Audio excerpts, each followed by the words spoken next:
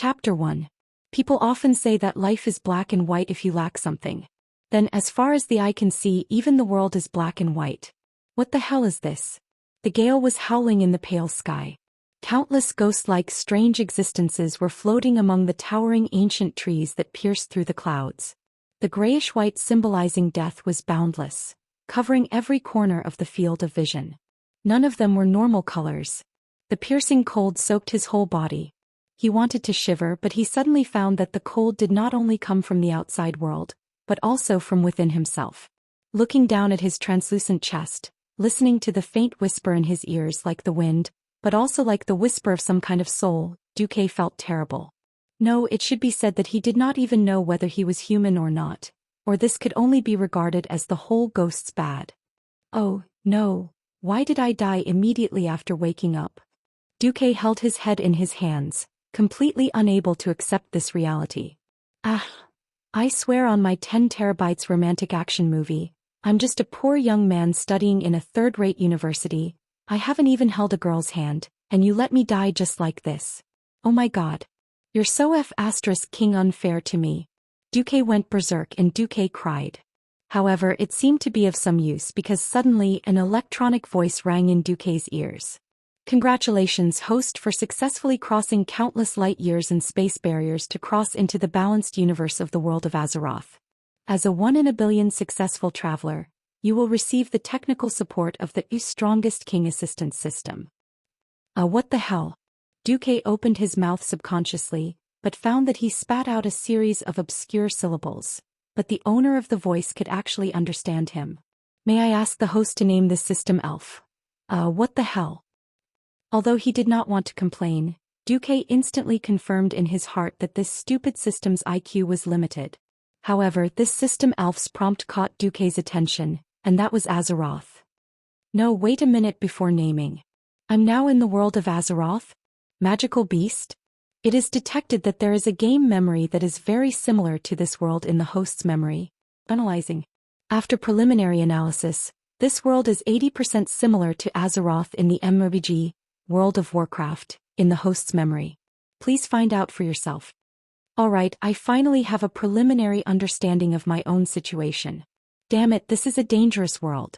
World war after world war. But the most important thing is, I'm going to die. I died right after I transmigrated. They were all fine and dandy when they transmigrated. If they weren't the sons of nobles, then they were the dragon-proud sky or Ka-proud sky. Why the hell am I a ghost as soon as I transmigrate? Duque couldn't help but roar. I'm sorry, but you encountered an irascible wild boar when you first arrived here. You were successfully killed by the wild boar. A gust of cold wind blew past, and Duque felt as if his young and kind heart had received 100,000 critical damage. An inexplicable echo reverberated in his chest. I was killed by a wild boar. Killed by a wild boar. Wild boar. The system elf's voice sounded again. You are now in the graveyard. Would you like to resurrect on the spot or move your soul to pick up your corpse and resurrect? Damn it. I can still resurrect. Why didn't you say so earlier? You didn't ask. The system elf seemed to want to add an element of grievance, but the monotonous mechanical voice sounded weird. Then of course I'll be on the spot. Wait. Duque wanted to resurrect on the spot immediately, but he suddenly remembered that in the game, running back to pick up corpses would cost him 10% durability. Resurrecting on the spot in the graveyard would not only cost him 25% durability, but would also cause him to be weakened for 10 minutes. Duque immediately asked, let me ask first, what's the difference between running back to the corpse and resurrecting on the spot? Detected that the host's soul is missing. Evaluating the risk of death. After comparing all aspects of the host's data before and after death, it can be determined that death will cause the host to lose humanity and memory. Estimated to be 10% loss of humanity and memory for a single ordinary death. Even if you pick up a corpse to resurrect, you will permanently lose 1% of humanity and memory. Resurrecting on the spot in the graveyard will permanently lose 20% of humanity and memory. F***ck. If Duque could break out in a cold sweat, he would be drenched in sweat right now. It would have been fine if the system elf hadn't reminded him, but as soon as it did, he immediately realized that something was wrong. He had a dog that he had raised since he was a child, and only died of old age at the age of 16. At this moment he actually couldn't remember the name of his beloved dog. Things were troublesome. This wasn't the end. The system elf gave Duque a fatal blow. According to calculations, if the host loses more than 40% of humanity, most of the creatures in this world will not be willing to communicate with the host. If the host loses more than 90% of humanity, it is estimated that the host will become a low-level ghoul and wander this world forever until his body and soul are completely destroyed. A cold shiver spread through Duque's entire soul. Duque didn't immediately make a decision. He wanted to see the situation first. Relying on the faintly discernible connection between his body and soul, Duque started to run. The distance from the mass grave where he had been to his corpse wasn't far, about 300 meters. Duque arrived in no time. As soon as he entered the range, Duque was prompted by the system elf. "Do you want to revive here?" Duque didn't make a choice. He was observing. Because he had transmigrated, he was no longer the little player who sat in front of the computer with a small 19-inch monitor, using the W, A, S, D buttons and a mouse to control himself. He had truly entered this world. As for how far the timeline had progressed, Duque had no way of knowing. He only knew that Azeroth was very dangerous. In front of him was a world-shaking war between various races. Behind him was the filthy demon king Arthas, that bastard who threw plagues and polluted the environment, and a large number of ancient gods who jumped out to cause trouble. If he didn't make a name for himself, not to mention 10 times, dying 100 times or even 10,000 times would be a piece of cake. Not to mention the distance, just looking at the wild boar that was as tall as an adult and had 6 blade-like fangs at the corner of its mouth, Duque knew that this world wasn't going to be easy. Duque didn't revive right away. A wild boar that was bigger than an adult rhinoceros was definitely top-notch for Duque in terms of attack power and danger. In this day and age there weren't many young people who liked to play games who were especially fit. Looking at the dense forest and rugged terrain around him, Duque knew that if he revived casually he wouldn't be able to run for more than a few steps before he was killed again. Patience. Calm down. Duque kept telling himself. After waiting for 10 minutes, Duque was depressed. Because this bastard wild boar refused to leave. Although it wasn't interested in Duque's disemboweled corpse, it just stayed nearby, digging the ground with its long fangs and refusing to leave. Just when Duque was at his wits' end, a beautiful and vigorous elf entered Duque's field of vision. Even though her image was different from the one in the game, Duque recognized her at a glance. The most famous High Elf Ranger General in World of Warcraft, Aurelia Windrunner.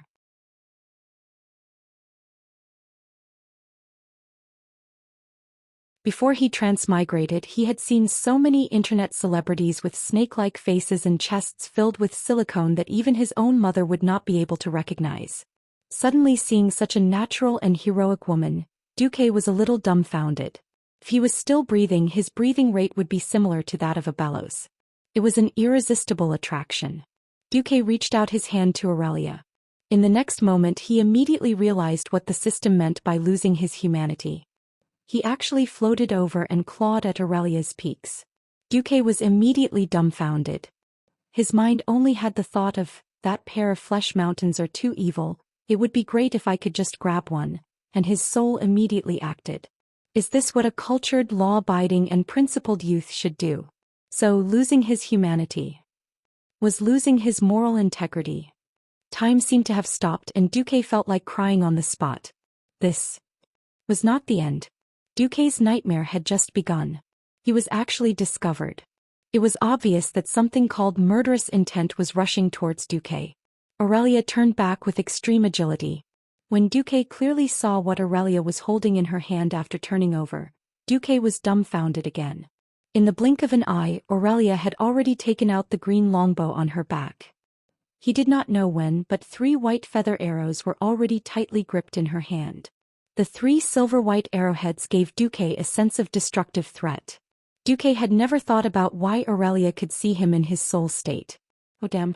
This was a King fantasy world. Anything that was not scientific was not unusual. Suddenly the system's mechanical voice sounded. It has been detected that Aurelia Windrunner is extremely hostile to you. Loading the boss template. It is estimated that she has at least 100 skills. The threat rating is the highest, Red Skull. It is recommended that you immediately surrender or escape.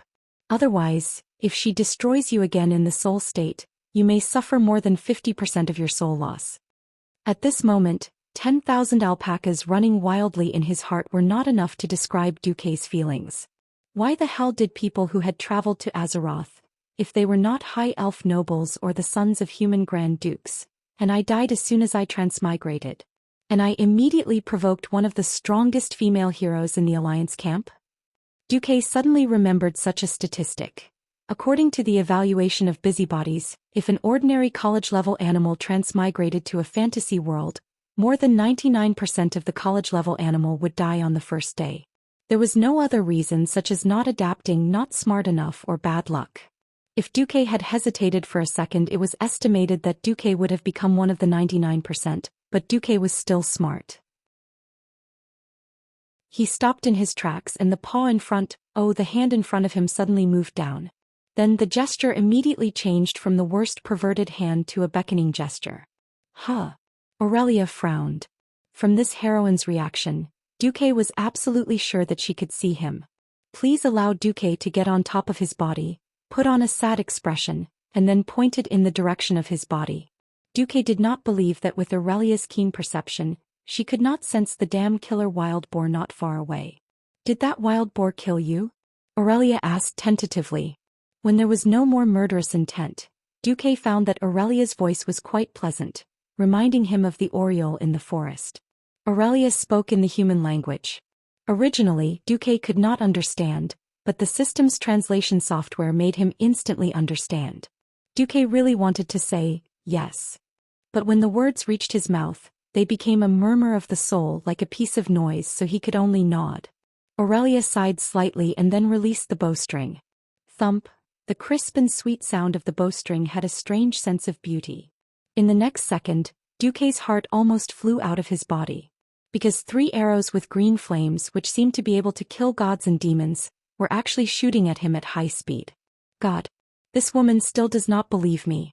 Is she even going to destroy my soul? It was completely indescribable that even his soul was about to freeze, and Duque completely lost the strength to move. But nothing happened to him. The arrows were not shooting at him and he just happened to be next to the arrow's trajectory. Or rather, this woman was deliberately scaring him, scaring a ghost.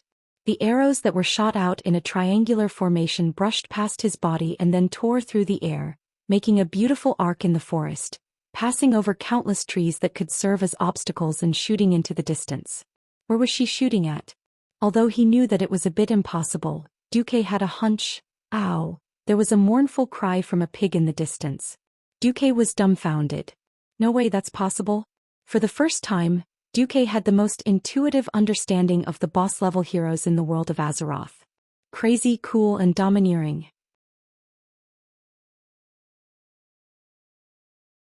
Chapter 3.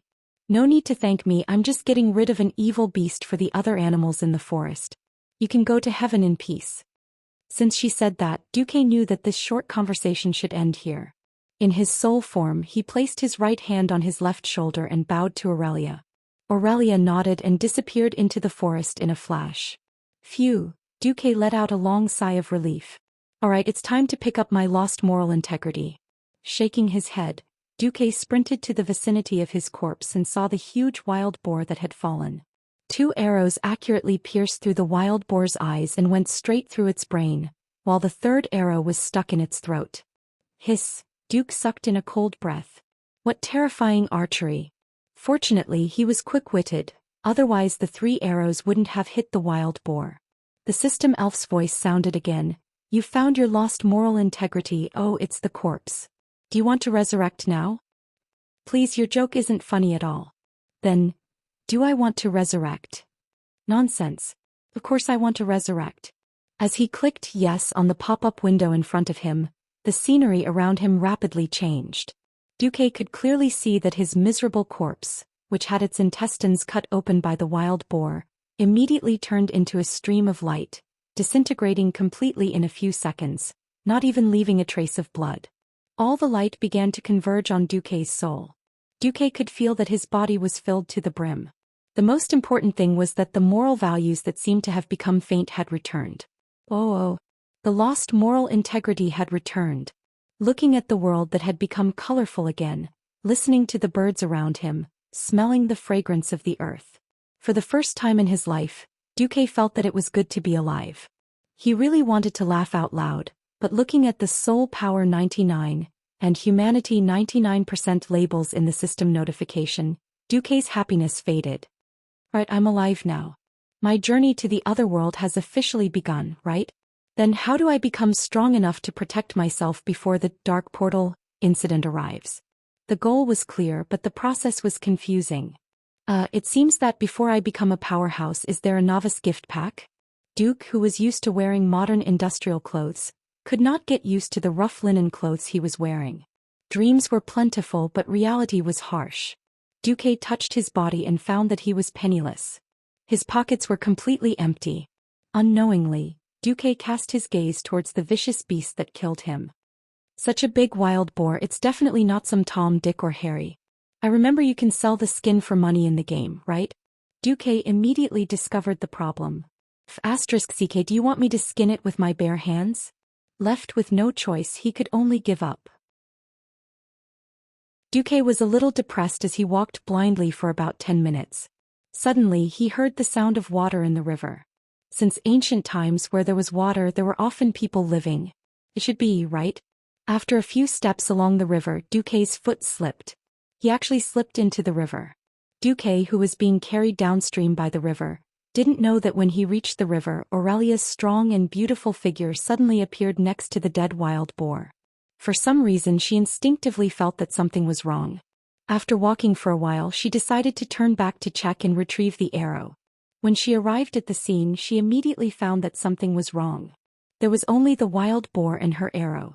The smell of human blood that she smelled just now was gone. Looking at the traces of a fierce struggle on the ground, the Ranger General was absolutely sure that there was a human sacrifice here. However, there was no corpse fragments, not even blood, and no traces of any other living beings passing by. What the hell is that? Aurelia buried deep doubts in her heart. Immediately, Aurelia smiled, like a spring flower blooming on her beautiful face. Right. She was in high spirits. On the planet Azeroth that Duque came from, it was mainly composed of two continents, the continent of Kalimdor in the west and the continent of the Eastern Kingdom in the east. About 9,000 years ago, a group of high elves were exiled from the continent of Kalimdor to the Eastern Kingdom because they were unwilling to give up their precious magic. They traveled to the northern part of the continent, Kuel Salis, and re-established their civilization there. For thousands of years, Kuel Salis had always been considered a place where magic gathered. A source of magic called the Sunwell provided every high elf with an inexhaustible source of energy. These high elves used the power of nature to obtain immortal life and power. Therefore, the high elves were a race with immortal life. It was not a problem for them to live for tens of thousands of years. However, a long life had both advantages and disadvantages. The advantage was that they had endless time to squander. The downside was that he had experienced too many things and knew almost everything. This was undoubtedly a kind of torture for the Windrunner, who loved new things and liked to wander around. If it was a state of war, as the Ranger General of the High Elves' Kingdom of Kuel Salis, Aurelia could not leave her post without permission. However, she was on vacation and came here after wandering around. It seems there is finally something interesting. Aurelia's beautiful face was filled with ecstasy, dominated by curiosity. Ranger, an expert in guerrilla warfare, the favorite of the forest, one of the strongest trackers. Aurelia jumped to the top of a big tree. It did not take her long to find Duque's footprints. Oh. The first footprint is more than 40 yards away from the original position of the corpse. Aurelia's smile became wider. It was the expression of someone who had found a fun toy. Her feet barely touched the ground. The agile Ranger General dashed across the big and small branches. She was so fast that she could be called a phantom. After a while she came to the river. She had lost track of Duque. The river was full of pebbles. It was difficult to leave footprints on the pebbles unless one deliberately stepped on them. He knows some anti-reconnaissance skills. It was difficult to leave footprints, but it did not mean that there were no footprints at all. The weight of an adult on the pebbles would still cause some changes. Aurelia followed a few steps and was surprised to find that the footprints had disappeared. Could it be that he was so stupid that he was washed away by the water? Aurelia quickly sketched another scene in her mind. A mysterious man pretended to walk downstream to avoid being tracked, but after a few steps he quickly stepped into the deeper water and went upstream. Aurelia really misunderstood Duque. At this moment she immediately thought that Duque was many times more cunning. The beautiful figure of the high elf suddenly disappeared from the river and sprinted upstream.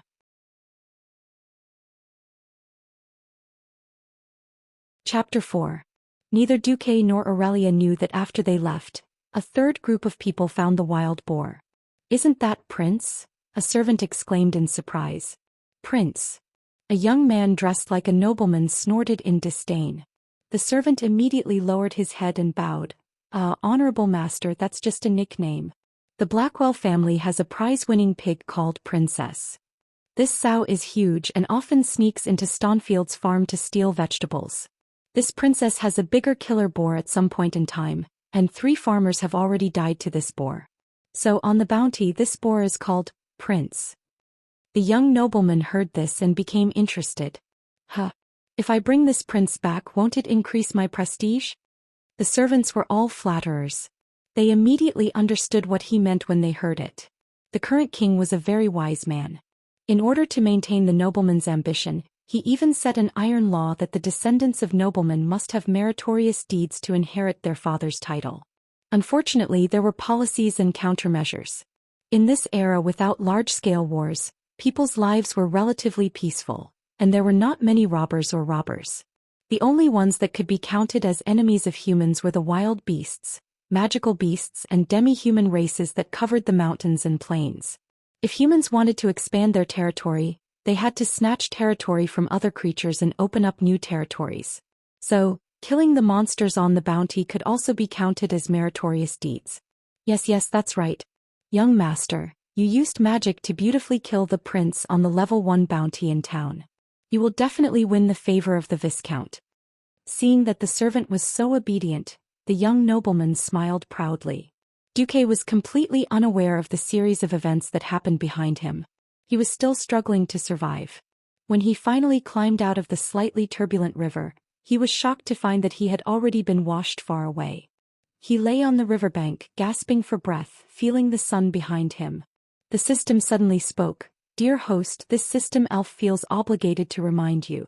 With your physique, the probability of you catching a cold is 68.3%. Duque clenched his teeth and finally agreed.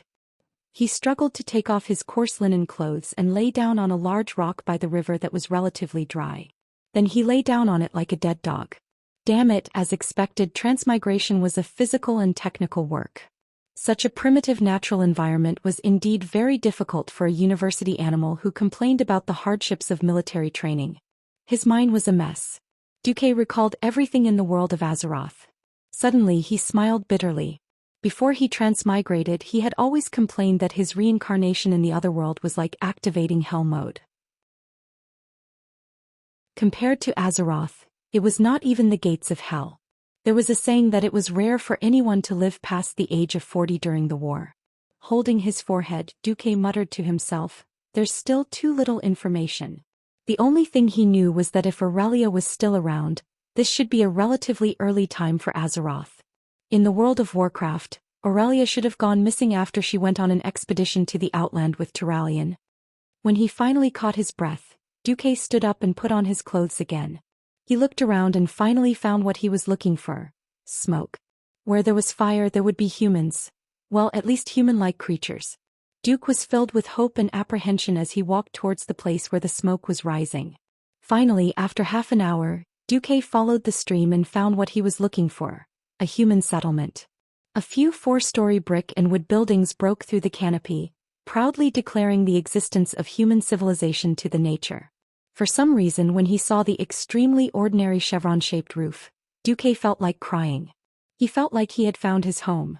At least he found a human town and not an ogre barbecue. Filled with excitement, Duque quickened his pace. Soon he found a mudstone road. The road was covered with gravel and there was almost no space for plants other than grass. The feeling of walking on it couldn't compare to the sidewalk before he transmigrated. but it was much better than the complicated terrain in the forest. Looking from afar, a large number of trees had been chopped down, leaving behind a large empty space. The area near the forest was filled with cultivated land, and in the middle of the cultivated land was the town, bustling with activity. All he could see were farmhouses in Western European style. A taller and larger white building with black edges stood in the middle of the farmhouses like a crane in a flock of chickens. Colorful flags were hung on the ancient brick and wood houses, and even the roofs of the thatched cottages were replaced with new and clean grass. There was noise and cheering everywhere. After passing through the forest and the last stretch of mudstone road in the town, Duque saw two smiling guards in front of the town. Their armor was silver with blue trim. Their breastplate and shields were decorated with a golden lion emblem on a blue background. This was a typical Stormwind City Guard uniform that could not be any more typical.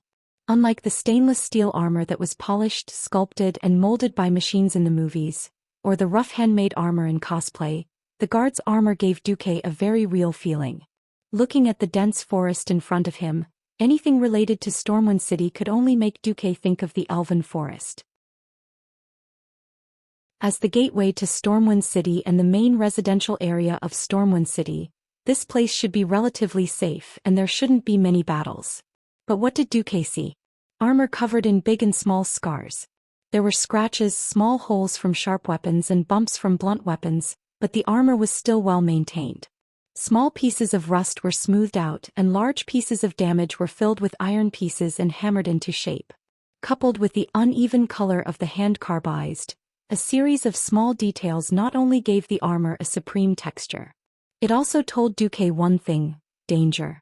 Even in the most peaceful elven forest in the game, there were still dangers that Duque didn't know about. For some reason, Duque thought of the beasts in the beginner's area and the various monsters that he looked down on. Regardless, seeing them, Duque still let out a long sigh of relief. Phew. In the world of Azeroth, there used to be a very powerful human empire called Arothar. But in the game's history around 1,200 years ago, the Arothar Empire was split into 7 small countries: Lordaeron, Dalajan, Alterac, Kull, Tiraz, Gilnis, Torrential Fort and Stormwind City. Stormwind City was the beginner's area for all human players in the game. Duque didn't know if the history here was the same, but it didn't seem to be any different. Yo bro, are you here for the profession trial too? Looks like your small body can't be a guard of Stormwind City. Huh. Seeing Duque, the guard on the left laughed straightforwardly. Maybe he's a hunter and can become an archer? The guard on the right laughed as well. No. Look at his white and tender palms. Maybe he's a noble master mage. Huh. Duque didn't know what profession he could take, but he knew that if he didn't do anything he would sooner or later become a ghoul in this world full of war and destruction. But, no matter how down and out I am, it's not your turn to laugh at me, you two silly soldiers. Just as Duque was about to punch the two of them, a military officer with golden eyebrows, a square face and a large sword at his waist came. Enough. Shut up, you two idiots. Seeing their superior, the two guards immediately shut up and stood at attention. A drop of cold sweat could be clearly seen dripping down their cheeks. The military officer faced Duque and smiled warmly. Whether a person is noble or not depends on whether you or your ancestors have contributed to the prosperity of mankind.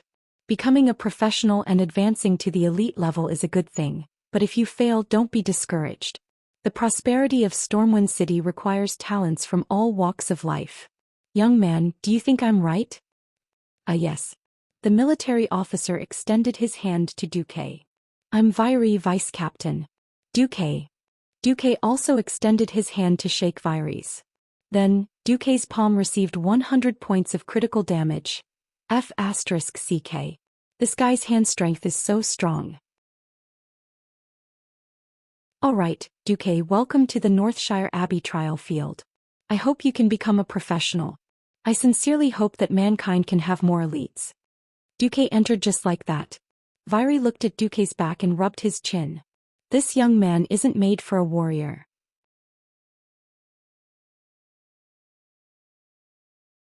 Chapter 5. After entering, Duque was a bit puzzled. Just like in World of Warcraft, there were many recruitment points for different classes. However, unlike in 3D games, this was a real world. The warrior recruitment point had the most people. Looking at the warrior examiners and candidates, all of whom had arms thicker than Duque's thighs, Duque knew that he had no chance. Was this a gathering of the devil's muscular men? Anger. To become a warrior you must sense anger first. It's not the anger of someone stabbing you in the butt with a knife. It's the anger that you can sense when it's turned into energy. The examiner yelled loudly. Duque thought, anger? I have a perverted heart. Does that count as anger? The hunter exam wasn't something that a college animal like Duque could handle. Shooting an apple from 30 yards away with a bow and arrow? Except for the archery team of the sports school, which college animal had ever touched a bow and arrow? Rogues weren't reliable either. It was a test of agility. Just like the wave-like subtle steps, they could fly across a river that was more than 10 meters wide by relying on 3 small stones at different distances above the water.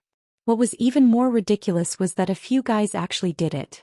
If it were before Duque traveled to this world, these guys could go on TV shows like water parks and win big prizes.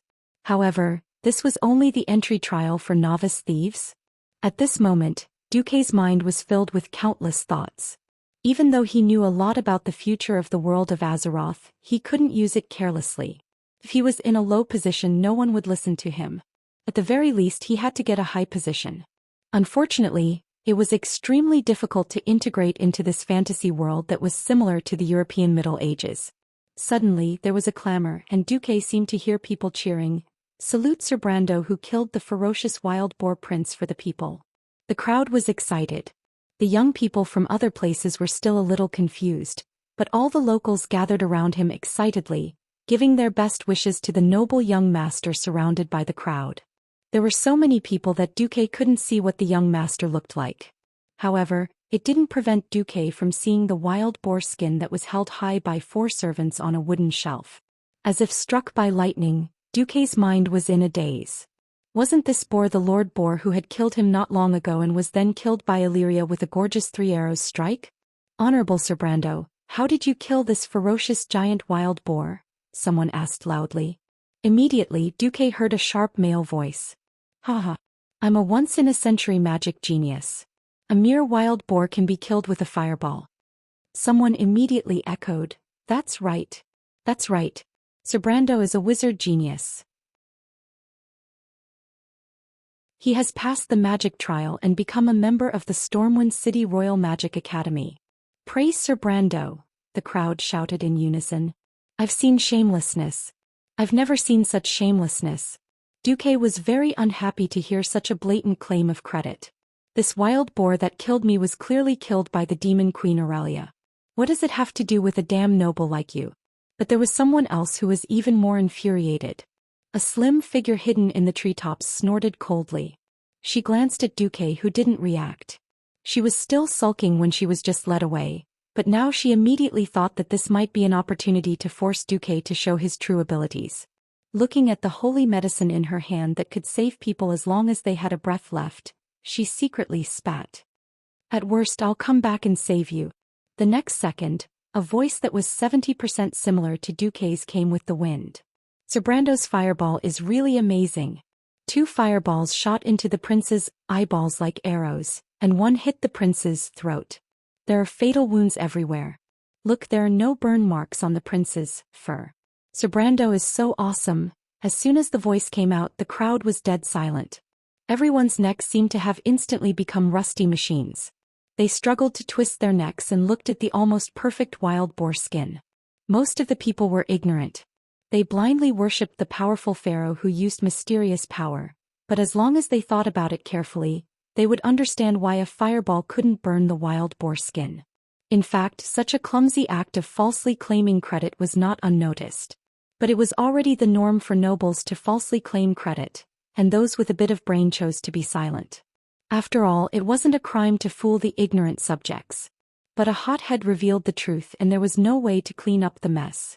In fact, when Duque heard this voice, he already felt that something was wrong. What made him feel the most inexplicable was when he saw a system notification. "You have been affected by a powerful mysterious person who used the skill, mislead, on you. The threat value that was previously caused to Brando will all be transferred to you." What the hell is this? Mislead can be used like this? This is not logical. At this moment Duque knew he had been tricked. Although he immediately realized who was tricking him, the problem was, at this moment, where could he find a river to jump into to clear his name? Duque's face instantly turned pale. And Brando easily used mislead to produce a telepathic connection with him, and immediately saw Duque in the crowd. What are you saying? You lowly commoner, are you saying that I, Sir Brando, who has the bloodline of Thoradin the Great, am lying and claiming credit? The crowd suddenly parted like a tide, revealing the main character that Duque had pushed to the highest point of the storm. It was a blonde young man with an all-shaped face and a mean face. He was glaring angrily at Duque with his eyes open. The bloodline of Thoradin the Great was just a common way for the nobles to flatter themselves. There was only one person who was truly recognized by the nobles as having the bloodline of Thoradin the Great, and his name was Anduin Lothar. In fact, when the Elven Ranger General spoke, Duque had the idea of leaving decisively. But for some reason, when the Elven General said what he wanted to say but did not dare to say, Duque felt that the resentment in his heart had been vented a lot. He did not know why Aurelia was here, but since she refused to let Brando claim credit if he shrank back, she would hate him, right? Even though she unkindly tricked him with mislead. Besides, was Aurelia the Great Demon King more powerful? Or was it just a piece of *T Brando he had never heard of who was more powerful? Even if he thought with his toes he would know. It seemed impossible to curry favor with both sides. So, Duque decisively chose to increase his reputation with Aurelia the Great Demon King. Duque also smiled and looked at the young noble named Brando without fear. No, I just want to see how the great genius mage Brando can throw a fireball as small as an arrow and kill such a big wild boar in seconds. Of course Brando could not do it. If he could do it, he would at least be at the level of a high-level mage.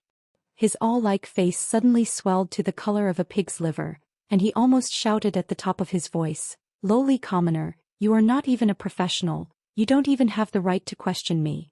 At this time Vice Captain Viry, who had just helped Duque, came near Duque and whispered, "Sorry, Duque, commoners have no right to question any action of the nobles, because the commoners themselves are the property of the Lord. I don't know where you come from and I don't know why your parents did not mention the general laws of this human kingdom to you.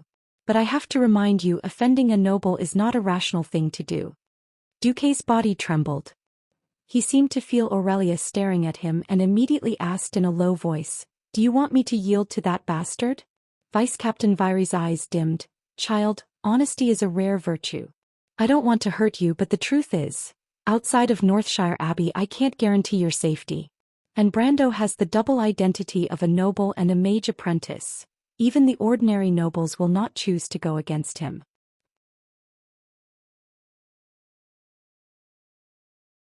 Chapter 6. At this moment, a few of Brando's servants had already approached them aggressively. Brando angrily put his hands on his hips, raised his chin and looked down at Duque with disdain. He really wanted to know who gave this lowly commoner in tattered clothes the guts to question his reputation in front of everyone. Vice Captain Viry was also anxious. "Child, if there's no other way, I suggest you kneel and kowtow to admit your mistake." "Kneel? Kowtow? Faster thief. What the hell is this?" Hearing this, Duke's lungs were about to explode.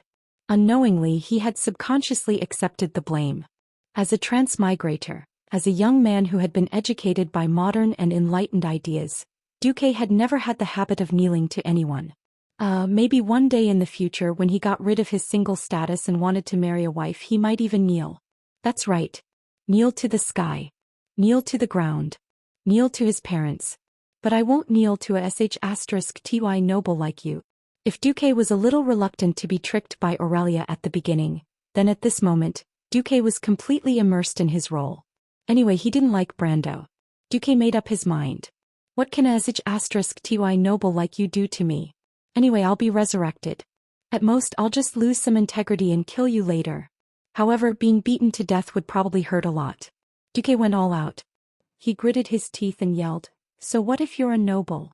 If you say the sun is black, then it's black. I'm not convinced. If you have the ability to smash a fireball into an arrow, then..." It was Kuel Salas's High Elf Ranger General Aurelia Windrunner who killed this wild boar. How dare you take credit for it? Hearing Duque's words, the surrounding people were in an uproar. Even Brando's scalp was a little numb. Why did that bunch of arrogant long-ears get involved? This could be an international dispute. Humans and the High Elves were allies, but that didn't mean that they were on equal footing. The High Elves had a transcendent status. Back then, if the High Elves had not taught humans magic, humans might not have been able to defeat the various beasts, trolls, and other humanoid tribes. Not everyone present knew who Aurelia was, but there was no lack of knowledgeable people. At this time, an old man's voice came from behind Duque. "Yo, young man, do you want to try your mage aptitude test? If you become a mage apprentice, you will have the same status as Sir Brando." Duke turned around and saw a crystal ball on a table, and an old mage who looked like a priest waving at him. Mage? Duque's heart skipped a beat. In the game he was an out-and-out pharaoh. In fact, he loved to use mages, warlocks, and priests as long as they were cloth-armored classes. But could the things in the game be the same as in real life? Could it be that if he assumed Ultraman's right-angle slash stance, he would be able to release a big fireball with a bayou bayou bayou sound? Even though it was ridiculous, Duque still went over. At this time, Brando warned him fiercely, "Peasant, do you really think a mage apprentice can protect you? Do you know what you are doing? You are not only slandering me, Fame Brando, but you are also provoking the entire Brando family." Viry panicked and whispered quickly, "Duque, don't. Mage aptitude is extremely rare. There might not even be one mage apprentice out of 1,000 civilians, let alone a high-level mage. To fight against the Brando family, you have to at least become a court mage in Stormwind City." Duque gave Viry a grateful look, turned around and walked straight to the old mage. When a servant saw Duque like this, he immediately scolded, "Bastard, stop right there. How dare you ignore Brando?" Brando stopped his servant instead. "Let him go." "Young master, but, haha, do you think you can have mage aptitude just because you say so? Among those peasants who can't even read, there might not even be one in 100,000. Ha." Brando's maniacal laughter reached the ears of the surrounding civilians. Every civilian's face was filled with hesitation and unwillingness. On one hand, they longed for a young hero to appear, to prove to these arrogant nobles that there could also be talents among the civilians, geniuses. On the other hand, they were very clear that this hope was too slim. Putting aside the completely unimaginable magic aptitude, just the runes and magic theories alone were enough to make them want to die. One by one, the civilians wanted to say something but stopped, silently watching Duque. Disdain, maniacal laughter, not being looked upon favorably by the world. Feeling the pitiful gazes from the people around him, Duque's chest was filled with an emotion called resentment. Layer after layer, piling up higher and higher, accumulating more and more like a volcano that was about to erupt. Duque clenched his teeth and asked word by word, "What do I want to do?" Completely ignoring Fame Brando's hostile gaze, the old man spoke. "This crystal ball contains the most basic magic formula for the fireball spell. Do you know what a formula is? Forget it, anyway, just use your mind to sense it. As long as you can use this crystal ball to create a spark, you will be the lowest level of magic apprentice. Sense it?" Behind him was the noble young Master Brando and his lackeys, who were itching to tear him into pieces. With Duque's small physique, there was no way he could beat them. "Forget it, try it as a last resort." Duque put his hand on the crystal ball. The moment he put his hand on it, the terrible voice of the system elf sounded again. Unknown magic model detected. Comparing with the host's knowledge. Importing thermodynamics and hydrodynamics formulas. Calculating entropy value. Improved magic model constructed. Importing heat energy from the fire elemental realm.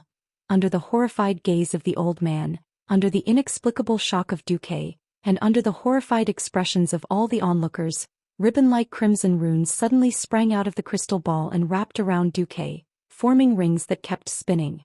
The next moment, a fireball the size of a water tank, burning fiercely and emitting horrifying heat energy, flew out of the crystal ball with a long trail of flames behind it. Boom!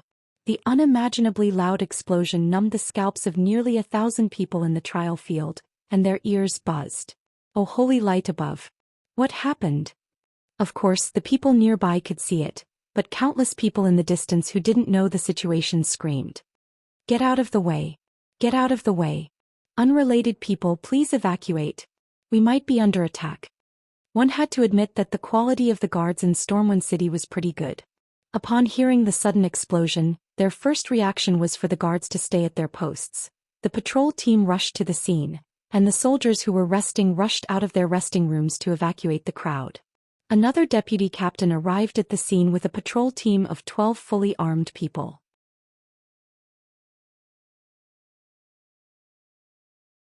Chapter 7.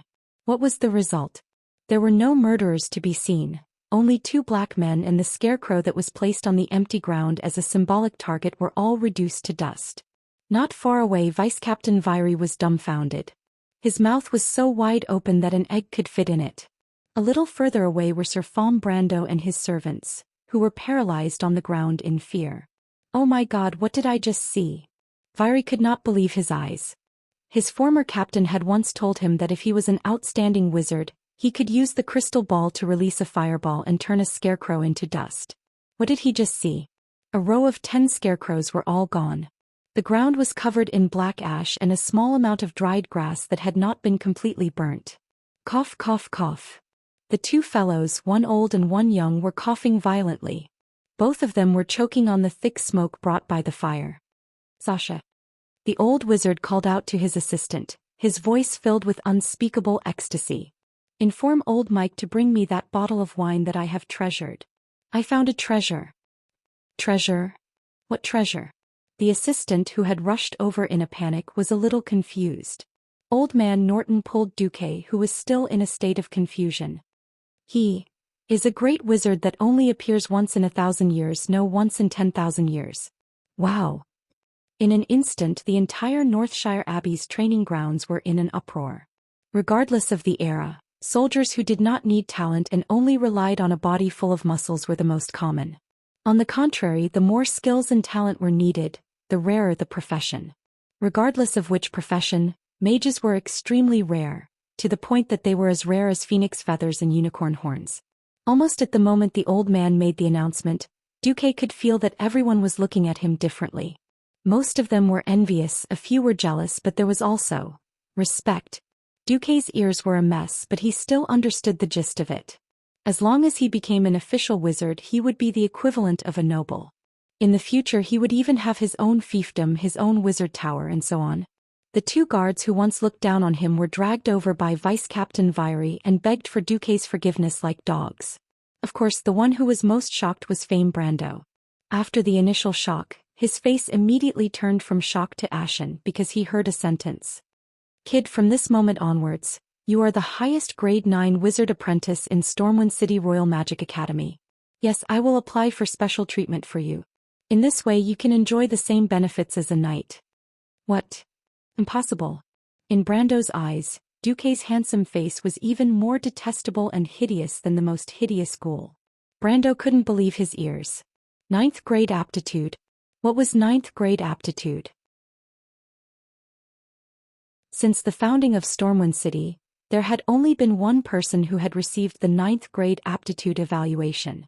That person was the current Stormwind City Royal Court Grand Wizard Medivh, the legendary man who was hailed as the next world guardian. Who was Medivh's mother? The famous guardian of the world of Azeroth, Aegwynn. How could a poor kid of unknown origin have such terrifying aptitude? Brando was going crazy. He knew he had lost. Although there was no bet, Brando knew he had lost. The reason why he could falsely claim credit was because of his noble status, and also because he had received the qualification of a grade 5 apprentice in the mage trial that was arranged in advance. Among mortals, grade 5 meant excellence. There was only one Medivh in the world, and the more outstanding wizards had long been recruited into the holy land of human wizards, Dalajan City. Therefore, the status of a grade 5 apprentice was enough for Brando to do whatever he wanted in Stormwind City. It was a pity that compared to the grade 9 acolyte duke who had appeared out of nowhere, he was nothing. Kid, what's your name? The old man held onto Duque's hand tightly, as if the treasure would run away if he let go. Duque. What's your surname? Duque was stunned. Right, this was a fantasy world with a Western theme. To others, Duque was just a name, not a surname. He couldn't tell the old man that his surname was Du, and that he was a distant relative of the great poet Du Fu. At this moment, a surname suddenly appeared in Duque's mind. It was the surname of a winner in life that all men in World of Warcraft envied and hated. For some reason Duque blurted out, "Marcus? Duke Marcus." The old man grabbed Duque's left hand with his right arm and raised it high. "This year's Wizard Apprentice Trials King of Rookies has been born, and he is Duke Marcus." Once this result was out, everyone was shocked. Over 1,000 people's mouths were wide open, so wide that even a duck's egg could be stuffed into it, and they looked at everything dumbfoundedly. There was complete silence. Unknowingly, everyone's eyes focused on the young noble Brando again. Facing the malicious, hostile and even contemptuous gazes, Brando's face felt like it was on fire. Apologize. Impossible. Nobles would only ever apologize to another noble. Even if they knew they were in the wrong, nobles would never yield to a commoner. What equivalent to the status of a knight? That's right, the status of a wizard was transcendent, but no matter how talented Duque was, he was still just a wizard apprentice. Before he became a court wizard, there was no need to think about apologizing at all. With a livid face, Brando stomped his feet and ran away with a bunch of servants. After a long time, when Brando's figure was completely far away, boom, the crowd was in an uproar. Only then did the uproar erupt.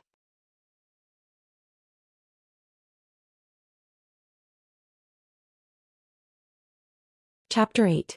Countless innocent girls threw flirtatious glances at Duque, who was still in a daze, showing off their youthful beauty. As an annual trial, of course, it was not just the examiners. There were also many older students who had successfully entered the various academies who came to help out. These warrior academies, thief academies. The first-year and second-year students of the various academies were all shocked. Amateurs enjoyed the show while experts appreciated the artistry. For example, the assistant of the old mage who had just arrived, the female mage apprentice Sasha, was shocked to the point where she felt like her soul had been shattered. How is this possible? This power is already comparable to Flame Blast. Junior Duque actually used the spell model of a fireball to create the effect of Flame Blast? This is a mage apprentice? I'm afraid many official mages can't do this. Heavens, if this gets out, I don't know how many people's glasses would be shattered and how many people's hearts would be broken. Genius. No wonder the teacher said that he is a true genius that only appears once in 10,000 years. What the hell, even a middle-ranked apprentice like me is starting to worship him. It's over, maybe Junior Duque will surpass me soon and become a high-ranked apprentice. No, maybe he will become an official mage soon. Sasha looked at Duque enviously, who had become the center of attention. In fact, it was not just the commoners and apprentices, even the teachers of the mage academies were excited after receiving the magic message. They all spread the news and vented their excitement. We finally have another genius. The Dalajan has Kel, Thuzad, Ronan and Kale, but we only have Khadgar. Now we finally have a little guy with a bright future. The old mages were all ecstatic. Stormwind City was not a place where magic was popular. The overall standard of mages was far behind the holy land of human mages, the Dalajan. But the two sides never stopped competing. Khadgar was the direct disciple of Stormwind City's court mage, Mediv. In terms of power, he could barely compete with the genius disciples of the Dalajan mage organization, Kiran Tor's leader Antonidas. However, a single Karthika was too weak and he could not compare to the many geniuses of Dalaran. Now, all of them seemed to foresee the rise of a monstrous genius. The others were extremely excited, their blood boiling. Everyone else was extremely excited, their blood boiling. What glorious future. What high position and generous salary. Duke did not feel any of it was real. His mind was in a whirl as Duke overheard someone say, "Praise the great King Ryan Rin." Of course, there was also the term court mage Mediv. At this moment, Duque's face turned green. Lang Rin, the king of Stormwind City. The key was, if Duque remembered correctly in this timeline, a guy named Ghoul Dan unified all the orc tribes, formed the Horde and prepared to cross the large portal, the Dark Portal, to attack planet Azeroth. And Lang would die in the first large-scale orc invasion. Moreover, the Stormwind City that Duque was in would be attacked by the Horde and the whole city and even the whole kingdom would be destroyed. If Aurelia's appearance before was to let Duque confirm that the timeline was before the Dark Portal incident, then this time, Duque was very sure that this big event was almost right in front of him. Thinking about this, Duque felt terrible. Being able to become a mage was something to be happy about. But regarding the upcoming large-scale war for the first time, Duque felt that time was so tight. There was no use in trying to escape. War would sweep the whole world from Stormwind City to Iron Furnace Fort, to Rapids Fort to Alterac to Lordaeron. Could be said that there was almost no place in the world that was safe. And not only this time, other than the Orc War, there would also be the Lich King's Scourge Army, the Demon King Sargera's Burning Legion, and many other powerful enemies that would visit Azeroth. It was not something that could be avoided even if one wanted to. If one didn't want to die and finally become a ghoul, the only way was to become stronger. Become stronger than anyone else. And even influence the course of the upcoming war. Become the hero of the world and even the leader of the world. Duque didn't know when exactly the first Orc War would come, and whether that damned dark portal had opened. The calendar calculation was completely different from the game, and this made Duque lose the scale of evaluation. And most importantly, the system's evaluation of the world of Azeroth had been fluctuating around 80%. In other words, there were many variables. Duque got rid of all distracting thoughts. He knew that as a transmigrator without any noble status, he could only walk the path of the Pharaoh all the way to the dark. Either he established himself in this world as a hero or he became a ghoul. There was no third option.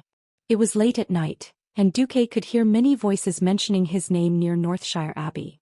The commoners were excitedly discussing everything about him, Duque, during the day. Phew. It feels good to be a famous person, Duque mumbled to himself as he placed his hands on the windowsill. At this time someone said, "Yes. Too bad it's only half a day." Cough. Before he could react, Duque suddenly felt a sharp pain at the back of his head. Sap. Rogue. Along with the pain came a violent dizziness, and the dizziness made Duque lose his sense of direction. The next moment his neck was attacked. A sharp dagger pierced through the skin at the back of Duque's neck, but Duque did not feel any pain. Instead he felt a tingling numbness in his head. Cerebral paralysis poison. No matter how stupid Duque was, he knew that he had definitely been ambushed by a rogue and a very skilled one at that. Duque did not know if there was such a thing as levels in this world, but through the system, Duque saw a large skull mark above the opponent's head. This was not something he could fight against. The opponent was being very careful, and it was obvious that they were treating him like a professional mage. There was no way for Duque to fight back. The next moment, Duque found himself kicked to the ground. His mouth instinctively opened wide and he wanted to breathe, but at that moment, something was stuffed in his mouth. Woo-woo. It was Duque's indistinct cries of extreme discomfort. Before he fainted, he saw an unfamiliar face with a black cloth covering the area below the nose. Who are you? Duque's mouth moved and he wanted to ask, but he could not spit out a word. The face under the cloth was probably grinning. There was no answer and the guy just lifted Duque up and jumped out of the window like the wind.